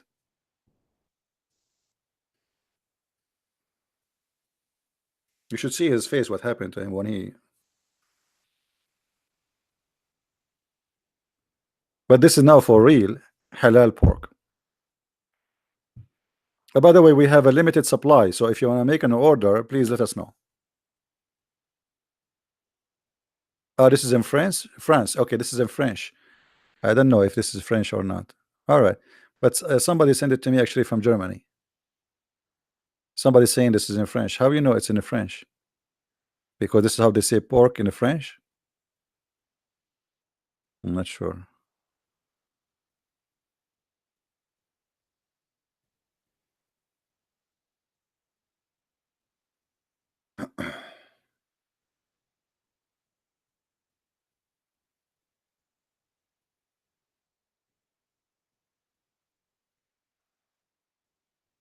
No, my friend, I don't care what a scholar they say. There's nowhere in the Bible it is speaking about name of God. It is just a description of God. This is what Musa says to God. What I will tell my people, who are you? Right? If you go to Exodus chapter 3, go and read it from 13 to 15, you will see it says, and Elohim says to him, to Moshe, Ehe Yah Asher Ehe Yah, which means I am who I am. And this is not a name. This is I am who I am. Now, you want to use it as a name because it's a foreign language for you, but every Jew, he knew that this is not a name. But they use it because this is how God, he described himself as Yahweh. All right? But this is not a name. I mean, it's very simple to understand. What scholars? You don't need a scholar to understand this. Ask him, what does that mean? They will say to you, I am who I am. So have you ever heard of a name? It's called I am who I am. That's not a name.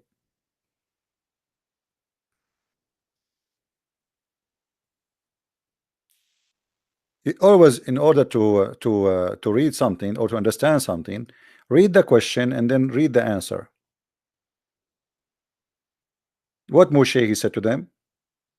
He said into Elohim, Hinai, when I came into Binai you Israel, like what I shall say to them.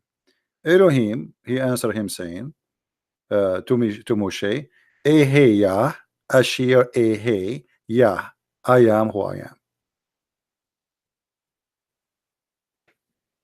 As simple as that.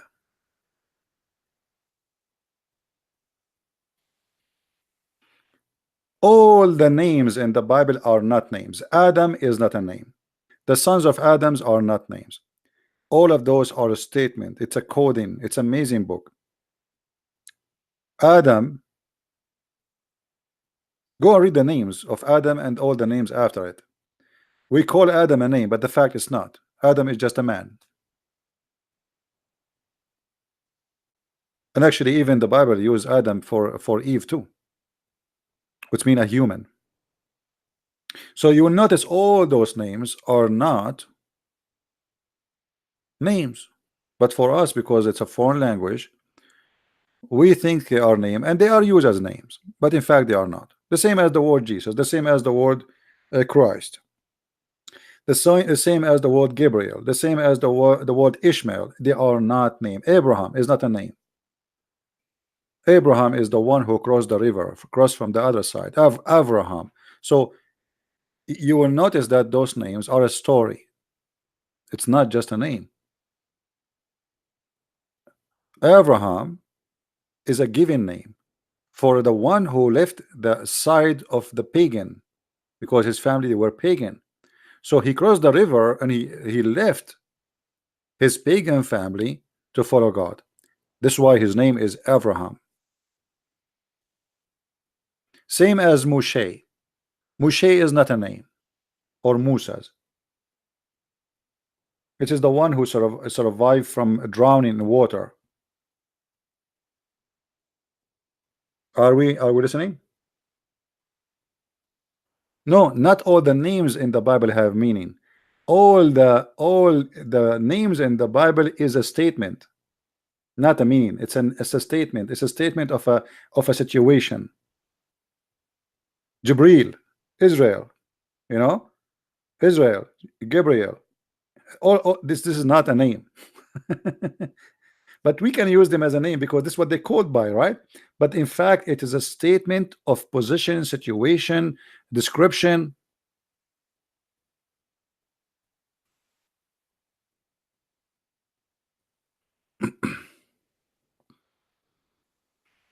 They are a statement. They are an announcement.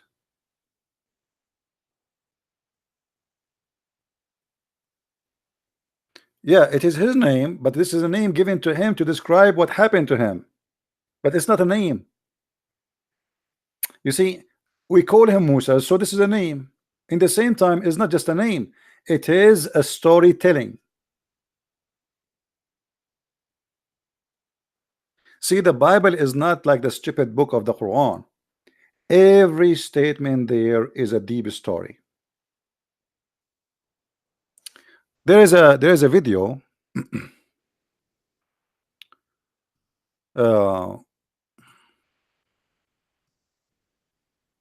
Let me see if I can find it for you.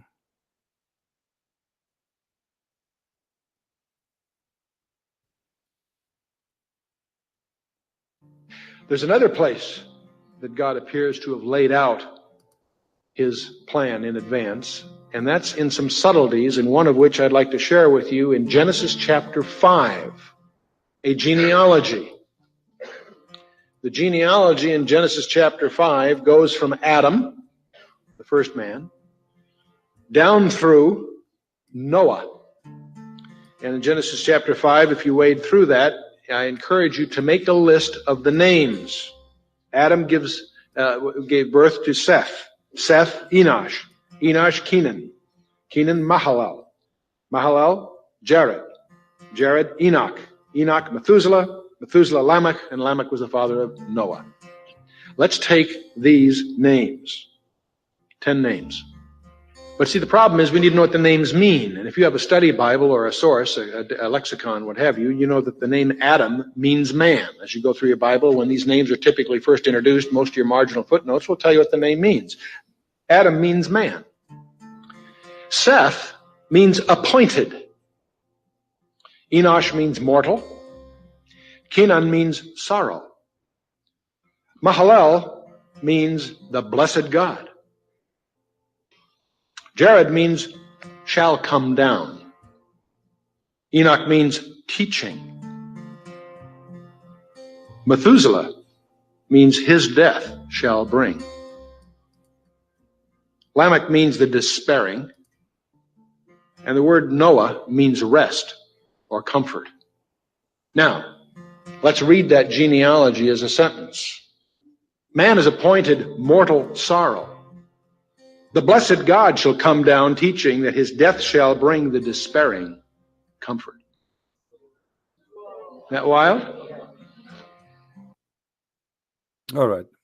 So you notice here that those who they are, we thought they are names. There's another place. In fact, they are not names. They are telling a story. Yet they are names. But like, imagine why somebody want to call himself his son his death. I mean, do you call your son his death? You know what I mean?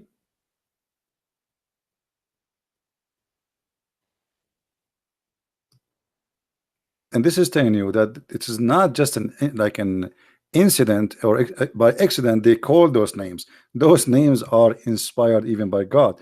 It's a secret message from God. Even they say to you, where is Jesus mentioned in the Old Testament? Where is the death of Jesus will save us? Here we go. Even the names of the sons of Adam all the way to Noah is telling about the story of the coming of the God on earth, and his death will bring comfort to mankind. But because of our ignorance, and most people do not speak the language, so we think that those are names, but in fact they are story. You call your son sorrow? You call your son the blessed God? You call him shall come down? That's strange, right? You call your son Enoch teaching? His death shall bring? What kind of name is that name? The despairing? The comfort? But you put the names together, you will find that this is a story. So, either we take the Bible words in a shallow way and we take the outside meaning, or we go deep and study and we try to find what is the message. This is the book of God. It's a book of message, not a book of names.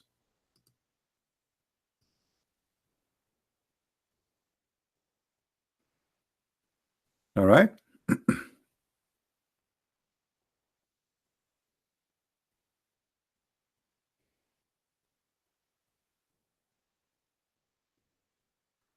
Do we have any Muslim want to say something to us?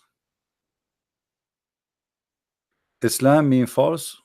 No, the real name of Islam or the word Islam mean to surrender.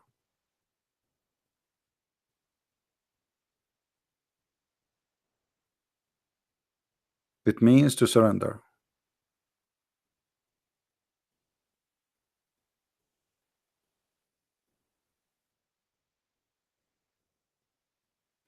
Actually, all the names we have around us is images. Our brain is the same as a computer, and every word is connected to an image. So when I say to you chair, right away your brain translate to you what a chair is. Otherwise, chair is not a name for the thing, it's description. Do we agree? It's not a name. You don't name it a chair. This is not a name. This is an image of something, have four legs, whatever, you sit in it, and we call it chair. Table, bed. So it might sound like a name, but in fact it is a description.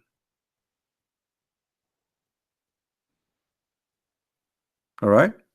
So what about the Almighty God, who no name can describe him? What name can describe God? Nothing.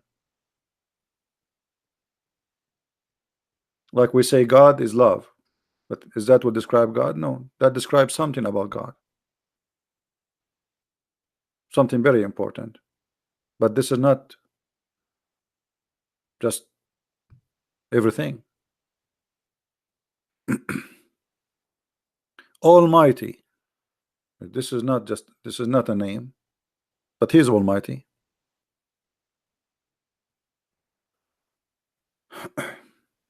Do we have any Muslim would like to call us? Any verse in the Quran where the right hand possess what? If there is any verse in the Quran where the right hand process is forbidden for this day and this time, no, that's false. Nowhere in Quran. And this is why the only ones who did not default to slavery law, which is United Nations law, is the Muslims. Until now, Mauritania, more than 80% of population are slaves.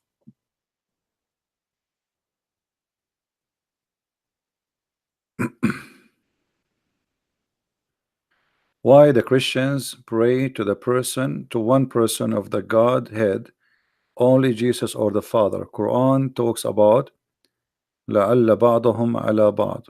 I don't know what do you mean. For us, when we pray to Jesus or pray to the Father is the same. Jesus said, the one who saw me, he saw the Father.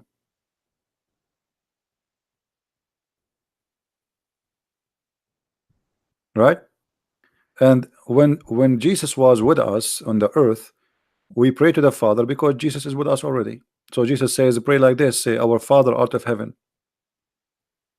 But the one who saw Jesus, he saw the Father. And he said, I am and the Father is one.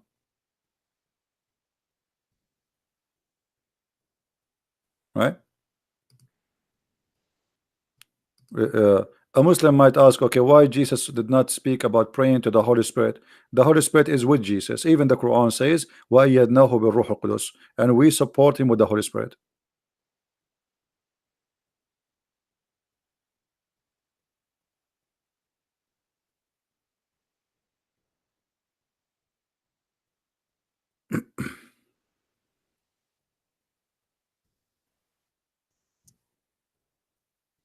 Do we have any Muslim want to say anything? Anything useful to defend Islam? Yeah, a Muslim might say to you, well, why Jesus said pray to the Father, he didn't say pray to the Holy Spirit? Isn't it the Trinity? Well, isn't it even the Quran says that the Messiah, he was sponsored by the Holy Spirit and the Holy Spirit is within him? وَأَيَّدْنَاهُ بِالرُّوحِ الْقُدُسِ.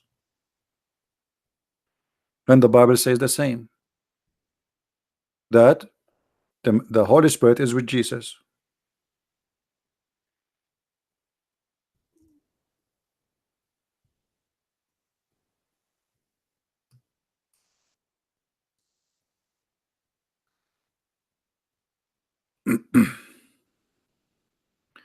In chapter 2 verse number 87, it says, remember Isa, Jesus the son of Mary, we gave him a clear sign, etc., and we supported him by a Ruh al-Qudus, the Holy Spirit. And then they put between two bracket Jibreel. That's stupid stories of Muslims, because Muslims do not know. As we said, those are foreign names for them. They do not know what they are. So the Edith Muhammad, he mixed between the Holy Spirit and the angel Jibreel.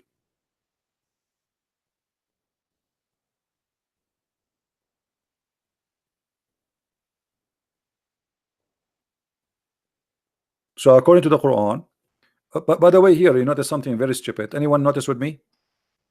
Why the Quran is saying that Isa, every prophet we gave him a sign, and the sign of Isa we support him by the Holy Spirit.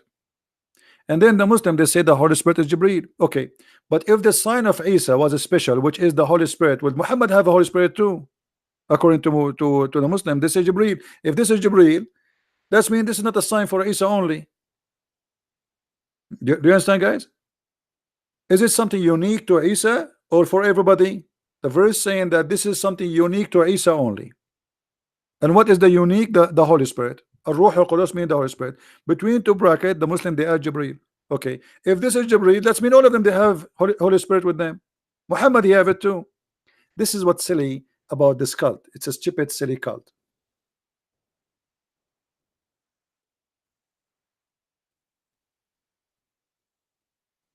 Like today, we have an invasion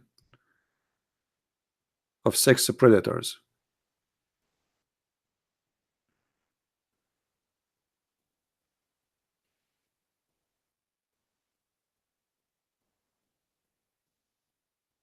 Be careful, guys. Don't click.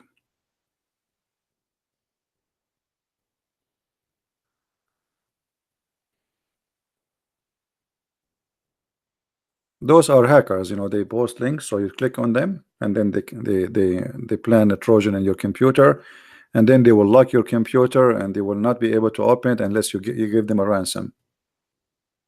They do it always for donkeys. They are after sex websites.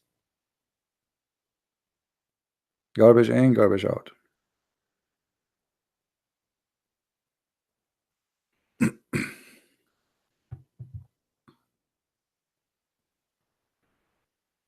Do we have any Muhammad want to say something?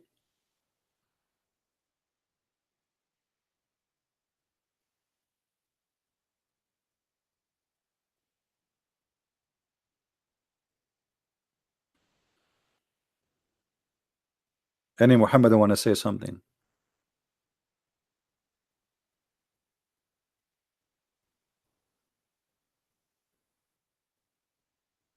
Yeah, I will check that later to see. Okay, let me. I don't know if I can do that right now.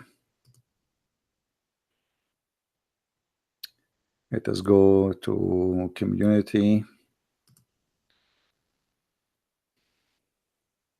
I mean, this is new. You know, we are not usually to see this filthy post. This is new.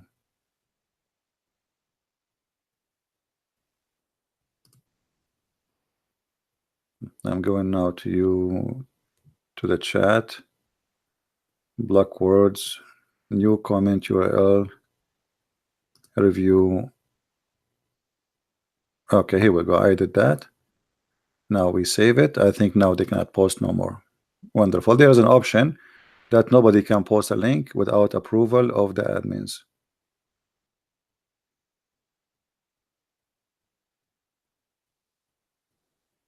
That's wonderful. At least temporarily.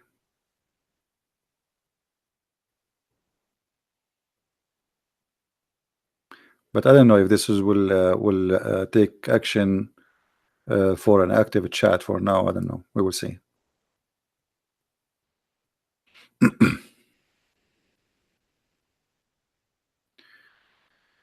Any Muslim?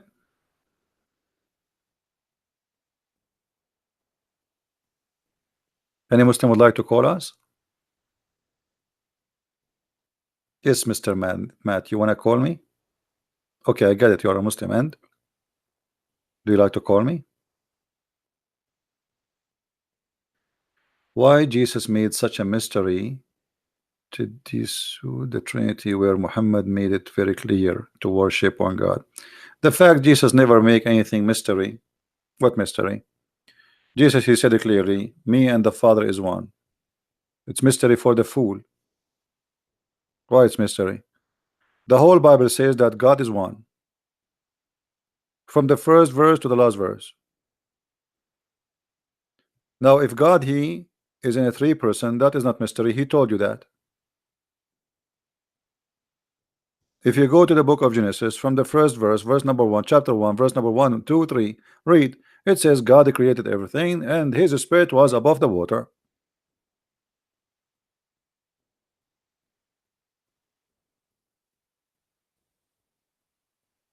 His spirit from the beginning. There's nothing created yet. So if you decide to say it is a mystery, because you decide to make it a mystery, not because it's a mystery.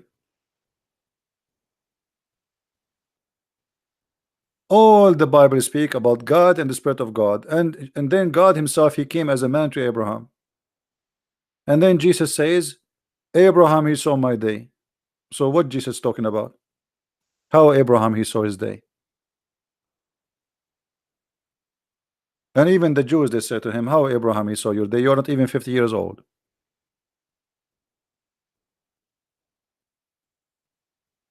So always, my friend, mystery is for those who decide to make it a mystery. The Trinity is nothing but how God is.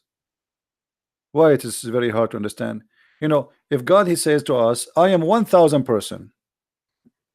Do you want God to be the way you want him to be? I am one in the same time I am 1000%. Otherwise, why you call him Almighty? So Almighty, is he limited to a design you want, or to the way he is? What the Muslim they want a design as they wish, a God as they wish, not a God as he is. If you go in the hadith, you will see that Allah himself, he come to the Muslims after he changed his shape, and what the Muslim they say, they kick his ass because they don't like his shape.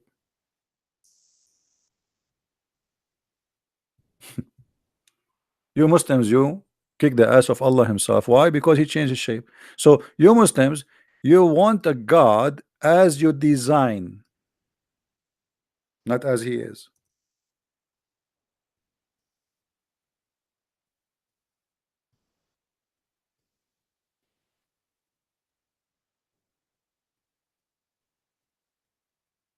Right?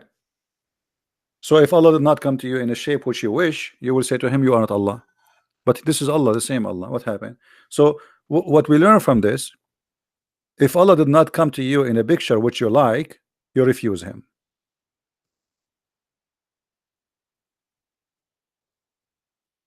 I don't know what do you mean by ba'dahum ala ba'd. I'm not sure what do you mean. You know, you keep repeating this thing. I don't think you understand what you are posting. This is in the chapter of Al-Mu'minun, verse number 91. But what does this have to do with us?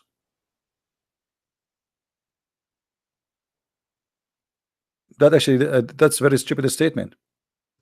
If we go to the verse you are posting,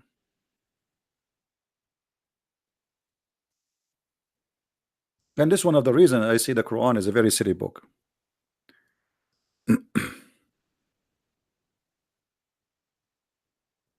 It says, the translation here is not really accurate. ما اتخذ الله من ولد وما كان معه من إله إذ ذهب كل إله بما خلق ولعل بعضهم على بعض سبحان الله عما يصفون. Let me show you how stupid this statement. Fadi, remember, you are the one who chose this verse, not me. So don't blame me for the stupidity is coming. Allah, he did not took an offspring. But did God of the Christian, he took an offspring? He took? He took from where? What he took? Secondly, it says here, it's here in the translation, it says begot. But in Arabic, it doesn't say begot, it says he took. He took. Then it says, nor there is any God beside him. Okay, how he is the one who's talking, it says beside him. You should say beside I. This is again proof that the Quran is made by a guy speaking in a third person always. And then he says, behold, each God would have taken away what he had created. Well, isn't it Jesus in the Quran, he created from the mother birds? So what we would do now? If there's many gods, and every God he will take what he created, and the Quran saying that those, if there's gods who created others, they would take their creation. Okay, well, the Quran confirmed that there's other creators. Isn't it the Quran said that Allah is the best of the creators?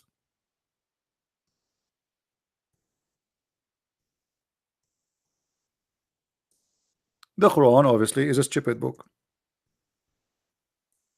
If this verse mean that there is only one creator, and the one who make a creation, he will take his creation, he will be responsible for his creation. So the Quran, when he says in chapter 23 verse number 14, praise be to Allah, the best of the creators, it's a stupid statement, because here we go, he's saying the one who create, he will take his creation. So if there's many creators, each one of them will take his creation. Okay, who is the other creators?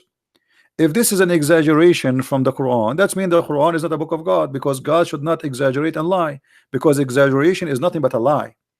As an example, you say to me, you have rain? Yes, I said, yeah, I have rain.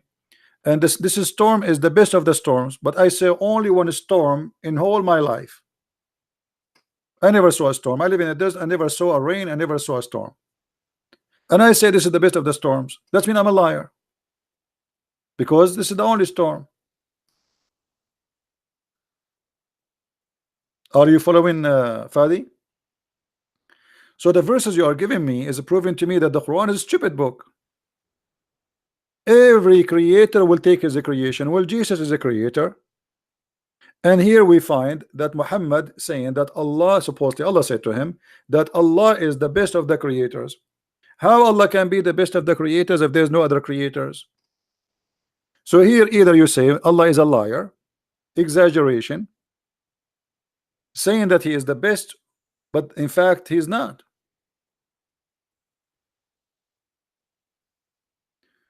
The verse talk about the Christians say that Jesus is the Son of God, of Allah.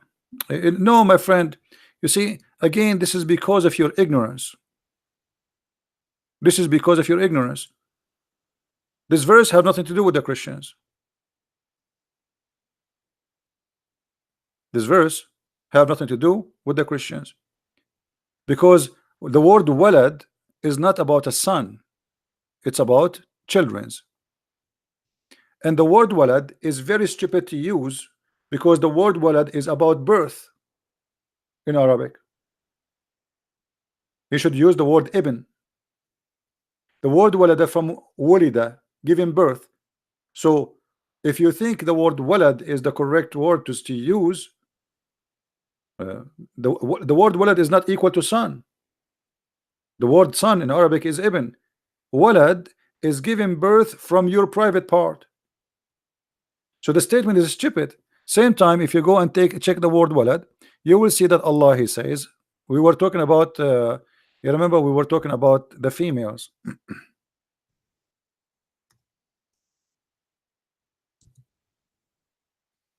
All right, we spoke about the females in chapter 4 verse number 17, well, sorry, 117, and then we spoke about the same thing in different verse where Allah supposedly he say, let us see, chapter 37 verse 115,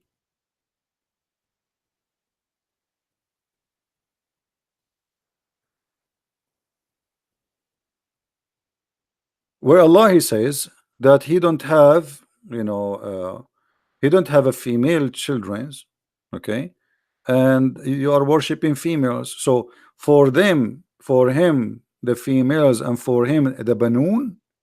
And look here, the word banoon, which is sons. The Christian believe in the son, they don't believe in walad. Now I understand that walad is used to say, okay, son, because a human being, is a son. But in reality, if you want to go deep in the meaning, that should not be used. Now, if you search for the word walad in the Quran, you will find it's speaking about the females, angels too.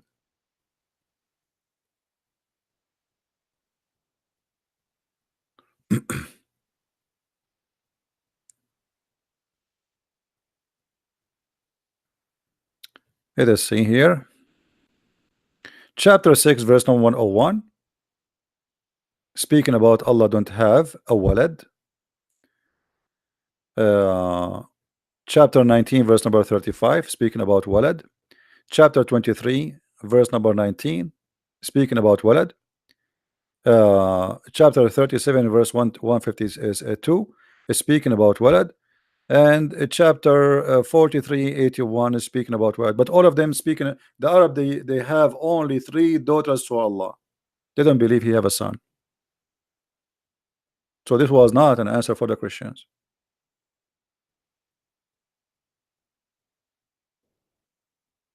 Same time, just to show you something silly in the Quran. Look what Muhammad said. He told him, Allah told him supposedly, okay Muhammad, if the beneficent, if Ar-Rahman has a son, then you shall say, I shall be the first among the worshipper. So that this is not about a logic, it's about if he have or not. That's all. Correct?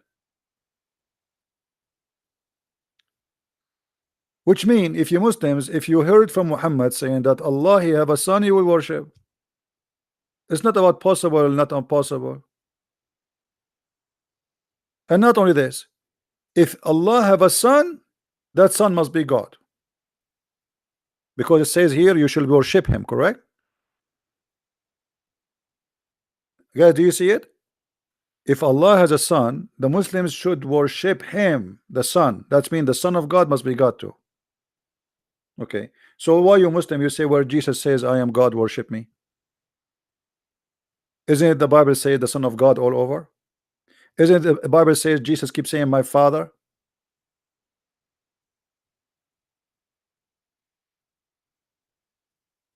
Your Quran saying if God has a son, you should be the first to worship.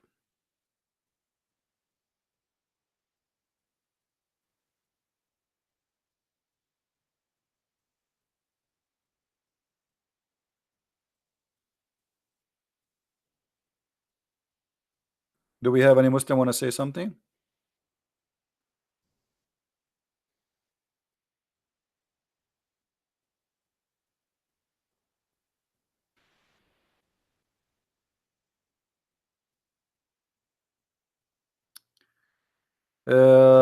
Somebody asked me about a link for description of paradise in heaven. I don't know, but there is a website, there is a video actually. Maybe I can give you the link. Somebody saying she searched for a Muslim for the description of paradise in heaven. She found only a Muslim website. So what? Read and laugh. And let me show you something. There's a video. It's called the description of paradise. I advise you to watch it. It is hilarious.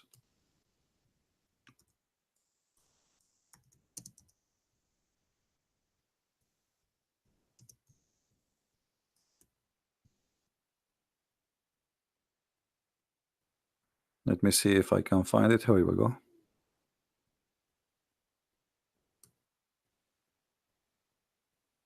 I advise you, actually, I advise all of you to download this video and share it with your friends for comedy.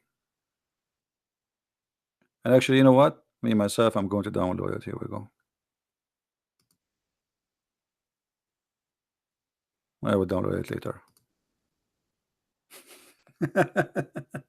So what the problem if you see it from Muslim websites? So what? Love.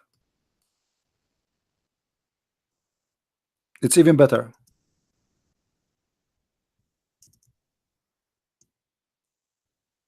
It's more legitimate, and nobody will say to you you are fabricating. I played this video in one of my seminars in the Philippines. People fell in the chair from their chairs in the floor, for sure, because of my comment too. I was commenting in the video because people don't notice really how stupid until you make a comment.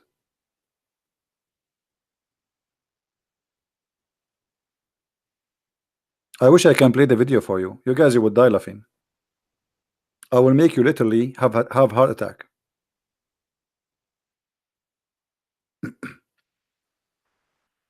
And the one who described the heaven for us is a doctor from Al-Azhar University. And the guy in the video, he says to him, hey brother, describe for us the heaven of Allah. The guy, he says to him, the heaven of Allah, nobody can describe for you the heaven of Allah, because nothing like anything we saw. And now let me describe for you the heaven of Allah. You just told him nobody can describe it. He just said nobody can describe the heaven of Allah, and then after a second he says, okay, let me describe for you the heaven of Allah. It's a comedy show.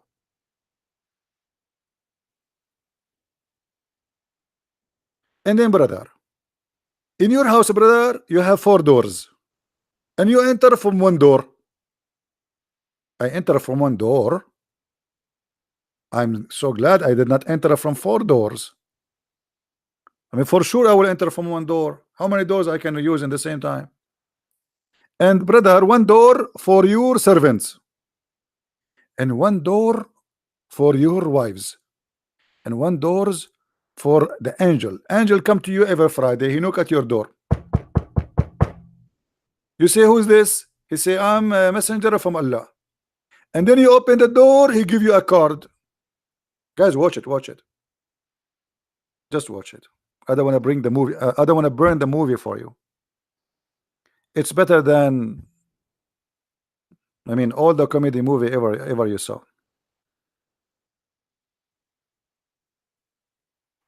You can install from Firefox. They have many apps. You know, go to ads in.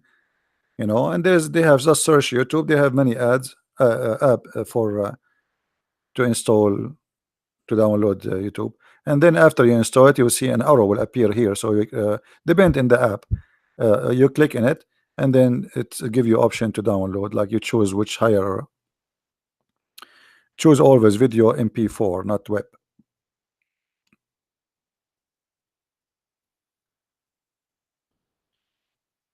Do we have any Muslim?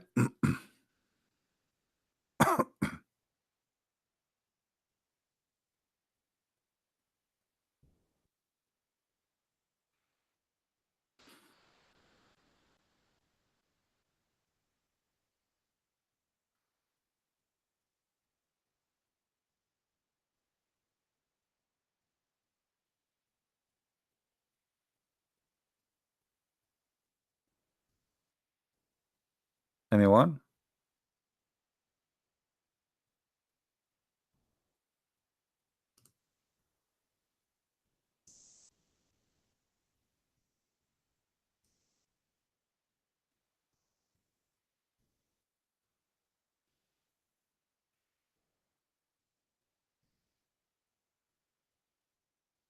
Nobody?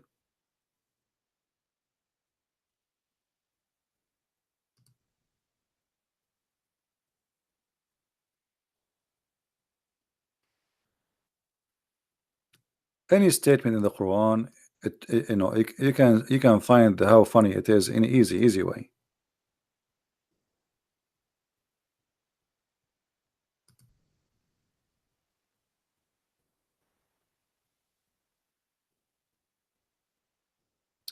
The hadith about Muhammad body become stink, but this is will not find, I think, in English.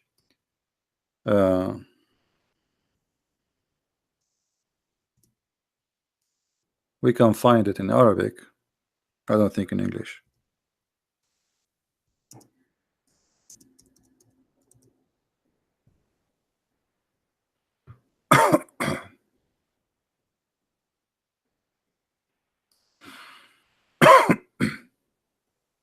See, I have I apologize, I'm coughing.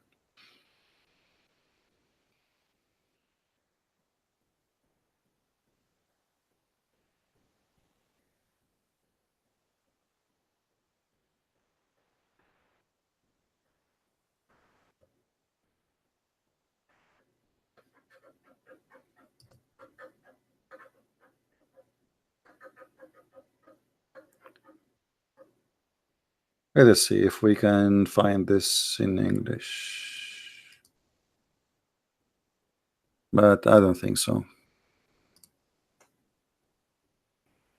Yeah, that's not.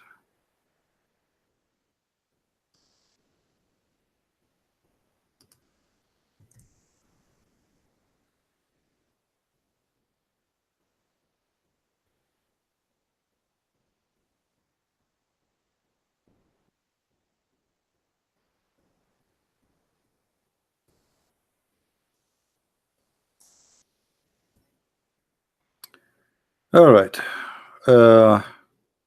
There's many books speaking about Muhammad, his body decay, but we will show some of it.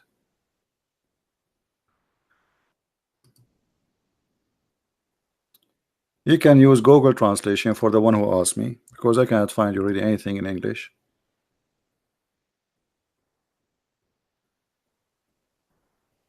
All right.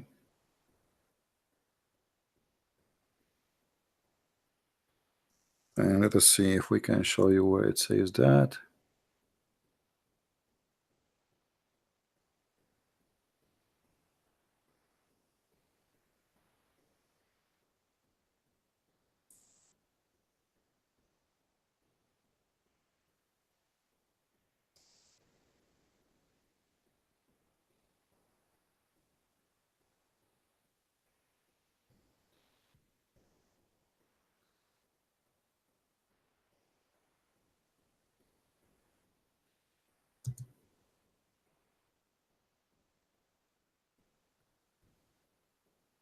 All right, this is the book of Al-Maghazi, Tabaqat ibn Sa'ad.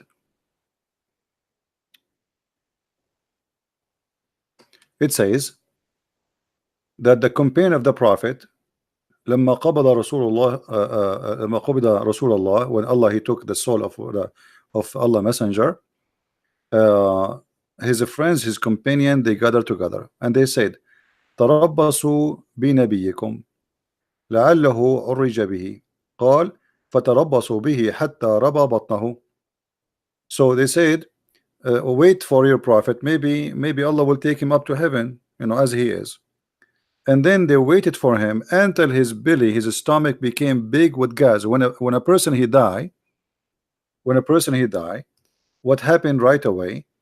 All the food which is going to be in his stomach, the bacteria would digest it, and because now he is dead, the gas will stay inside his belly.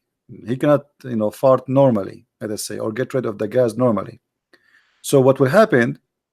The stomach of this person, the belly of this person who is dead, his belly will start getting bigger and bigger, full of gas. And this is exactly what it says.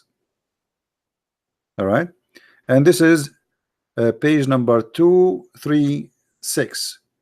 This is page number 237 here, and this is the page before it, 236 in English. All right, I can give you the link, but I don't know if that will be helpful for you, because this is in Arabic and this is Google Books.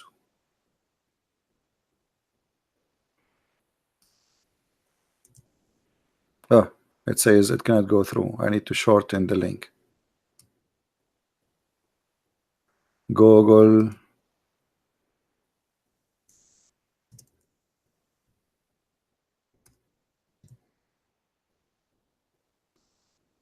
And the funny is that this is a reference in Islamic website. I mean, look at this. If it is us making those books, the Muslim, they will say it's a lie. But even when the Muslim, they make the books, they will say it's a lie. Those are the scholars of the Muslims. I don't know. The link is, it cannot be shortened. You know what? I'm going to make a comment under the video because I cannot post it there. For some reason, it does not accept. I just made a comment under the video for the link. All right, so you can check it out later.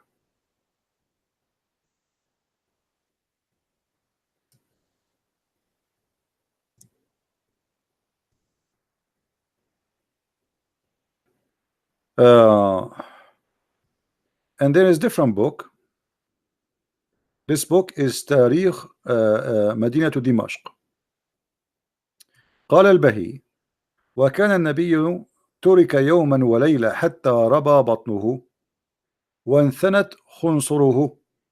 So they left the prophet dead without burying him, according to this book here, 1 day and 1 night without burying him, and his belly became so big, and his fingers, you see, when a person he die, he like his fingers as if he's grabbing something, so he described how he is. In different hadith it says that his nails became green. And let me post this link to you too under the video here.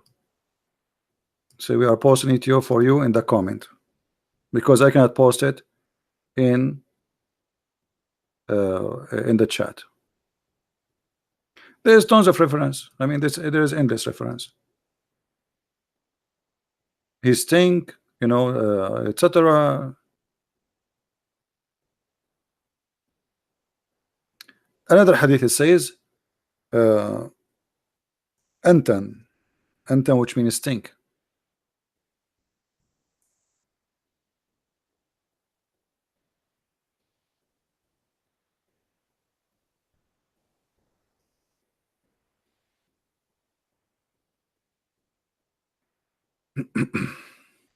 Anyway, I think that's enough.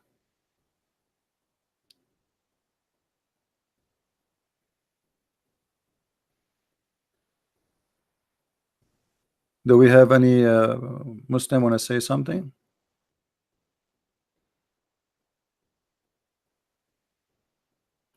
And even Ibn Abbas, the cousin of Muhammad, he said, "Inna Rasula ya'san kama ya'sanu al-bashar." The Prophet of Allah, he stink. This is after he died. He stink the same as all human. They stink after they die.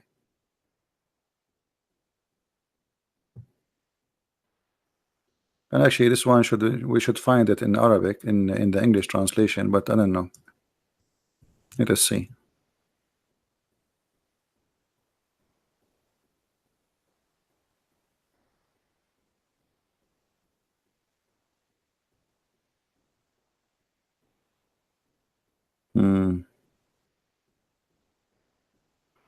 I don't think so. However, we can find it here. This is the book of Sunan al-Durami, volume number 1. And this is page number 53. 53. It says, فقام العباس فقال إن رسول الله صلى الله عليه وسلم قد مات.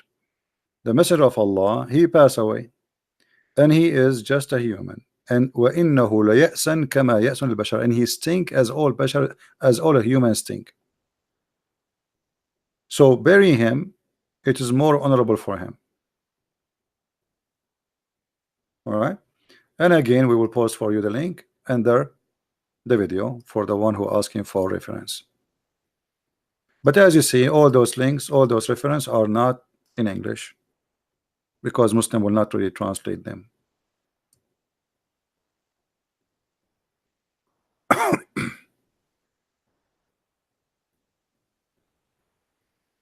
Do we have any Muslim want to say anything?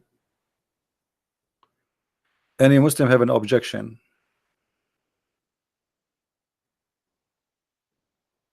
And by the way, here, this is expose Muhammad to be a liar, because Muhammad, before he died, he claimed that a prophet of Allah, they don't decay.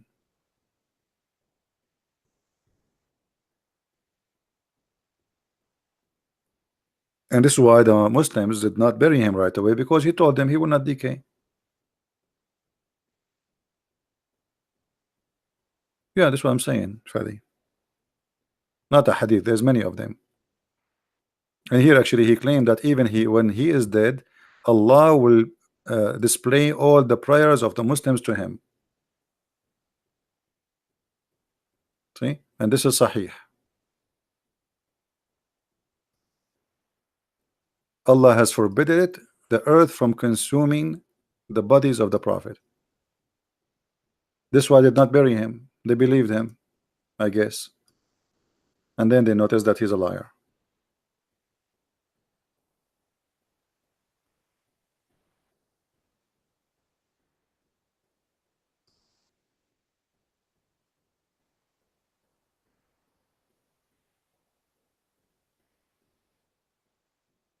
Any Muhammadan? Actually, this is alone proving Muhammad to be a false prophet. If the Muslim want to see really for 5 seconds if Muhammad is a prophet or not, take him from the grave. His grave is in Mecca. Open the grave and let us see if what he said is true. Already it's proven not true. You know, the hadith, all of it says that he decay. He stink.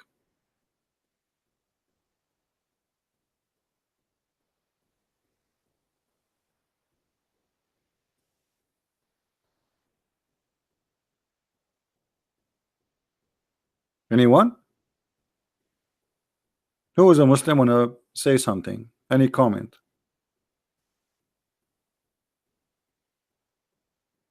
Guys, what do you think about the timing I'm doing this video like now? Is it good?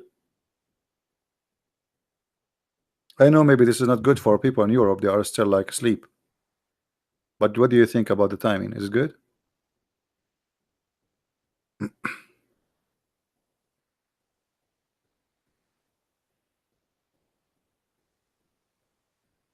Okay.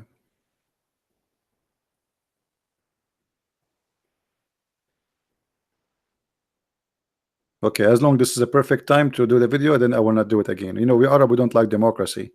We ask you what you like, so we do opposite. We are Arab. You know, you say black, we say white. You say white, we say black. What we can do? I mean, we always do the opposite. If you have Arab and you want to lead them into something, say don't do that. They do the opposite. I'm telling you. No. If you want an Arab guy to open something for you or to do something, like, you know, tell him don't do that. Okay, right away. If you read the room, he will do exactly what you told him not to do.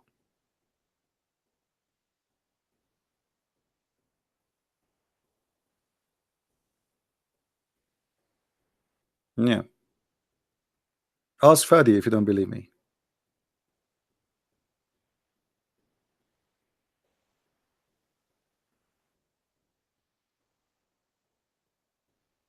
By the way, today is the memory of 52 years victory Israel accomplished against 3 big armies sponsored by all the Muslims and the Arab.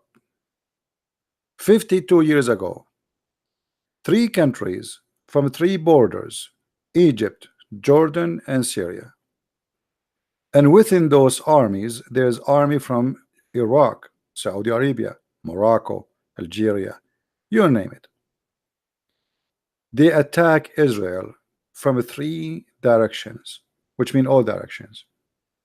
And less than 6 hours, Israel defeated them all. It's not 6-day wars. It's not true. It is 6 hours war. You see, 6 days is just to settle it down and finish it. In 6 hours, the Arab, they accept defeat. 6 hours only.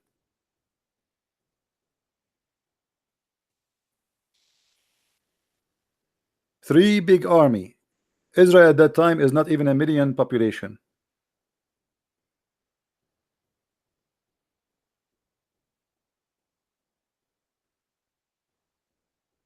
It took 6 hours for Israel to destroy the major forces of the 3 major armies. At that time, Egypt was like 50 millions. You know, or maybe 45, I'm not sure. So the Egyptian, if they throw rocks at the Israeli army, they should destroy them. No, my friend. It's not 6 days. 6 days, it was the total of because in 6 hours the war is finished. After that, there was like, okay, everybody stop in his side, and they start like just shooting, you know, funky bullets. The war stopped after 6 hours. At that time, the Soviet Union is the one who saved the Arab from the ending. It was only 6 hours. 6 hours, and then after that, it took 6 days to settle the war for good. 6 hours only.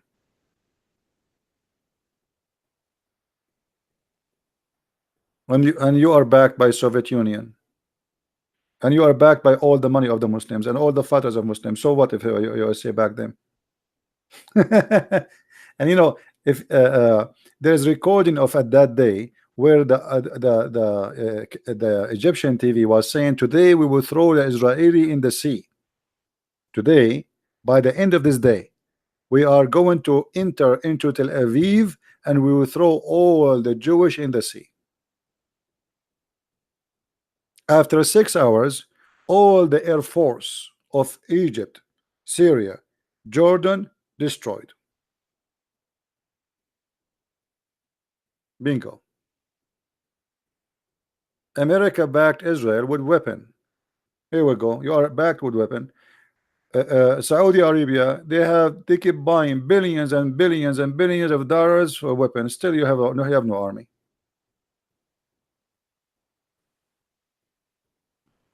You don't have an army, and you will never have one.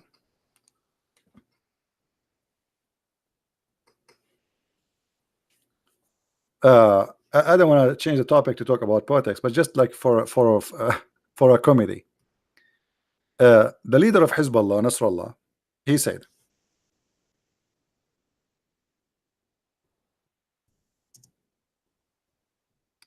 We have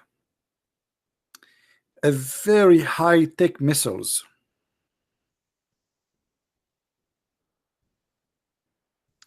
Let me find the article or the video.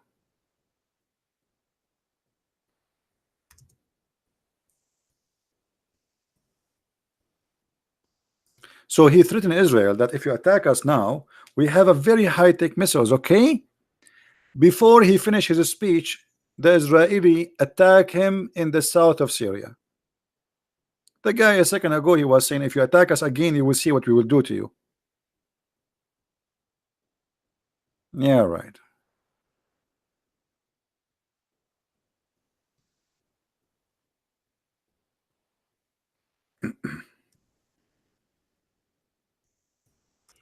Muslims are very good at making speeches, and they are very good in attacking each other.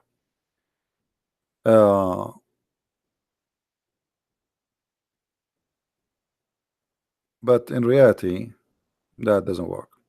And the funny about, you know, Middle Eastern Arab Muslims, always they lose war and celebrate victory. If you don't believe me, ask Fadi. He is there.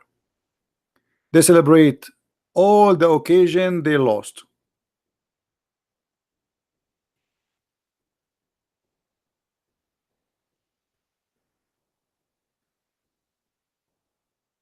All the occasion they lost in their war with Israel, they celebrate it as victory. They lose, they say we are victorious. They lost Jerusalem, they say we are victorious. I'm really over. No, it's not about hypocrite. It's a mentality. You know, there's a mental issue. And this guy here, you know, we have a very accurate missiles. We can destroy Tel Aviv, etc. If you attack us again, we will, etc. Before he finished his fart, they shot him. Okay, do it. We are watching you. Go ahead. Do he dare? You don't dare.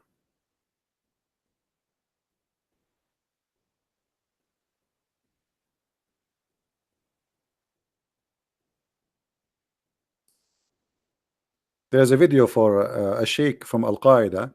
He was teaching the young Muslims to attack the Syrian army, and he was saying, "The hur, brother, the hur, the beautiful hur, who their lips is so big and their breast is so huge, they are waiting for you. The hur, if you touch her, she is so hot because she is waiting with the heat for you to take her. She's waiting for you." So the guy, like all those guys, want to go and Allahu Akbar, victory, Allahu Akbar. The same guys who were, you know, praising Allah for the hur, is the same guys they were, you know, saying the F word to Allah and all the prophets, because they noticed there's nothing there. The Syrian army captured them, they humiliated them, and they showed them Allah for real. The same exactly what happened to Muhammad. He said to them that if 10 of you can fight 100, they went to the war, they lost.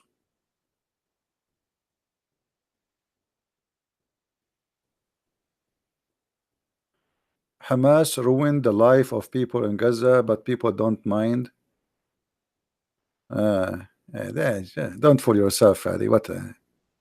All of you are the same. Hamas, not Hamas. All of you are the same. What Hamas? Where is Hamas coming from? From the sky? They are from you. You are Hamas. You are from there, and you know what I'm talking about. I never saw corrupt nation as this nation, and I never saw corrupt people as they are, and yet they speak about dignity. Nobody speak about dignity as they do. Nobody speak about honor as they do. But you go to the store to buy tomato, the tomato is damaged. Potato is damaged. The beef is not a beef, it's a cat meat. The police is corrupt. The judge is corrupt.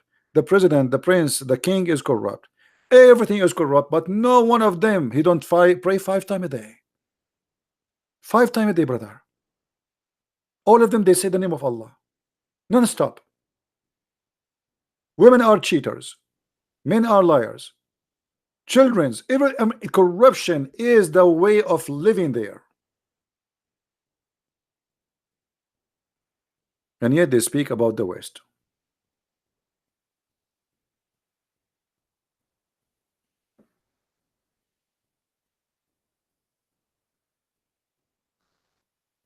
And then the United Nations, they send them donation to educate them supposedly, and they take it to marry more wives. All the money you send to Gaza, it goes for getting more wives. In the best scenario, some weapon.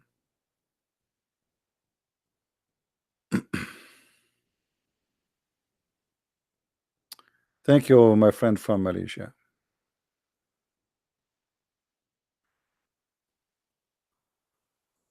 Why they hit themselves with the chain? Because supposedly when Ali he went in war, and the grandsons of Muhammad, the Shia, they abandoned him, they did not support him. So they believe that because they did not support him, really he was killed. So they harmed himself as a penalty for his death. This is why they have a day, it's called the day of Karbala.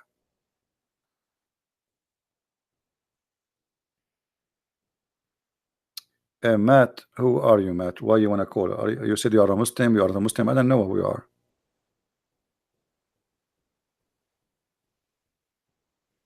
Anyway, I think we are done for today. I just wanted to share this with you. And in the same time, if any of you would like to order the halal pork, you know, let us know. We can contact the store. And I think those sausages will taste good. For many reasons. They are halal, as you see. Which means Allah will approve.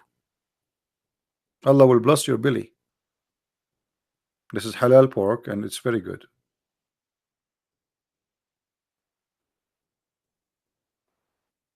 Yeah. You know, once I was in the Philippines, and there's a Saudis sitting at a table, and you can tell the women with them. It's a restaurant. The women with them, they are hookers. Their skirt is like 1 inch. I'm not exaggerating if I say 1 inch. It's like wearing nothing. They have whiskey, they have beer, they have a fancy drink. And then when the waiter and waitress they came to ask what food they like, you know, he said, "Do you have halal food?" I mean, look at the madness. They are drinking whiskey and beer, and they have a prostitute with them in the table, and now he want to eat halal pork. And look how decent we are. Halal, please. We eat only halal food. Alhamdulillah. Prostitute is okay. Black label is fine. Beer is wonderful. But we eat only halal food, no pork. In the month of Ramadan, all of them, like if you go to the prostitution areas in those Asian countries or any countries, you will find all the customers are coming either from Saudi Arabia, especially from Saudi Arabia. They go to Kuwait, they go to Sarajevo, they go to Philippines, they go to Thailand.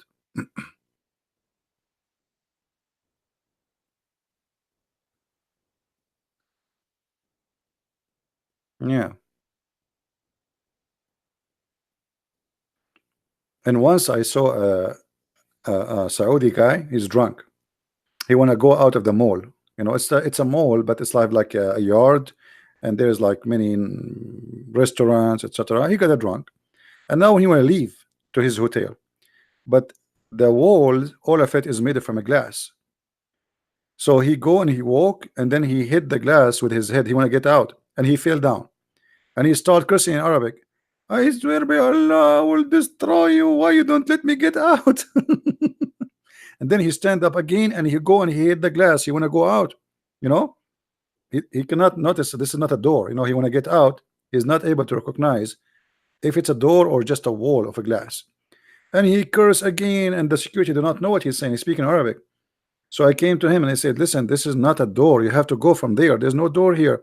And he starts shouting at me. He says, "You are with them. May Allah curse you. Why you don't let me go?" I said, "You go, but you cannot go from here. You will break your head. This is a glass. This is not a door. The door from here. Go there." He said, "No, I came from here. I want to go from here." And his beard is long. He's a very decent believer. Yeah, I feel sorry for him because he keep hitting his head in glass, and you know those glass are really thick. It's It's a wall. It's a wall of the window is a glass, but it's very thick, made for this. So he go back. He think like the door is closed, so he go back and he hit again. You know. Oh boy. Amir would like to call you still in your open your Skype. Who is Amir? I'm done for today. You see, I have an infection in my ears, my ear. Actually, one of them, the left one. I don't know why the left one alone. Weird. I think Satan he pissed in my ears as the prophet he said, and it's very annoying.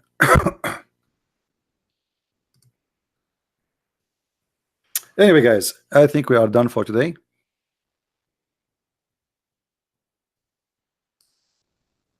Contact sent. Okay, what I would do with this guy now? He want to talk? He's a Muslim? Is he a Muslim?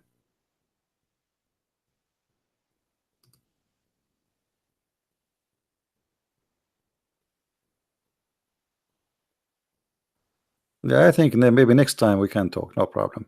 All right, guys. I want to say thank you for being here. May the Lord bless you.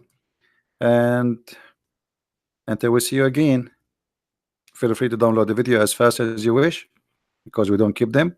And I hope if I can, I hope I will feel better tomorrow. I will come back online. But you know what? Even if I am sick, I think I will come out. I cannot resist to do what I do. This is the reality, because I should not be talking right now because it's hurting. But look like I cannot resist it. Anyway, thank you very much for being here. May the Lord bless you all. Christ is Lord. Islam is false. I mean to that, and see you soon. Bye-bye.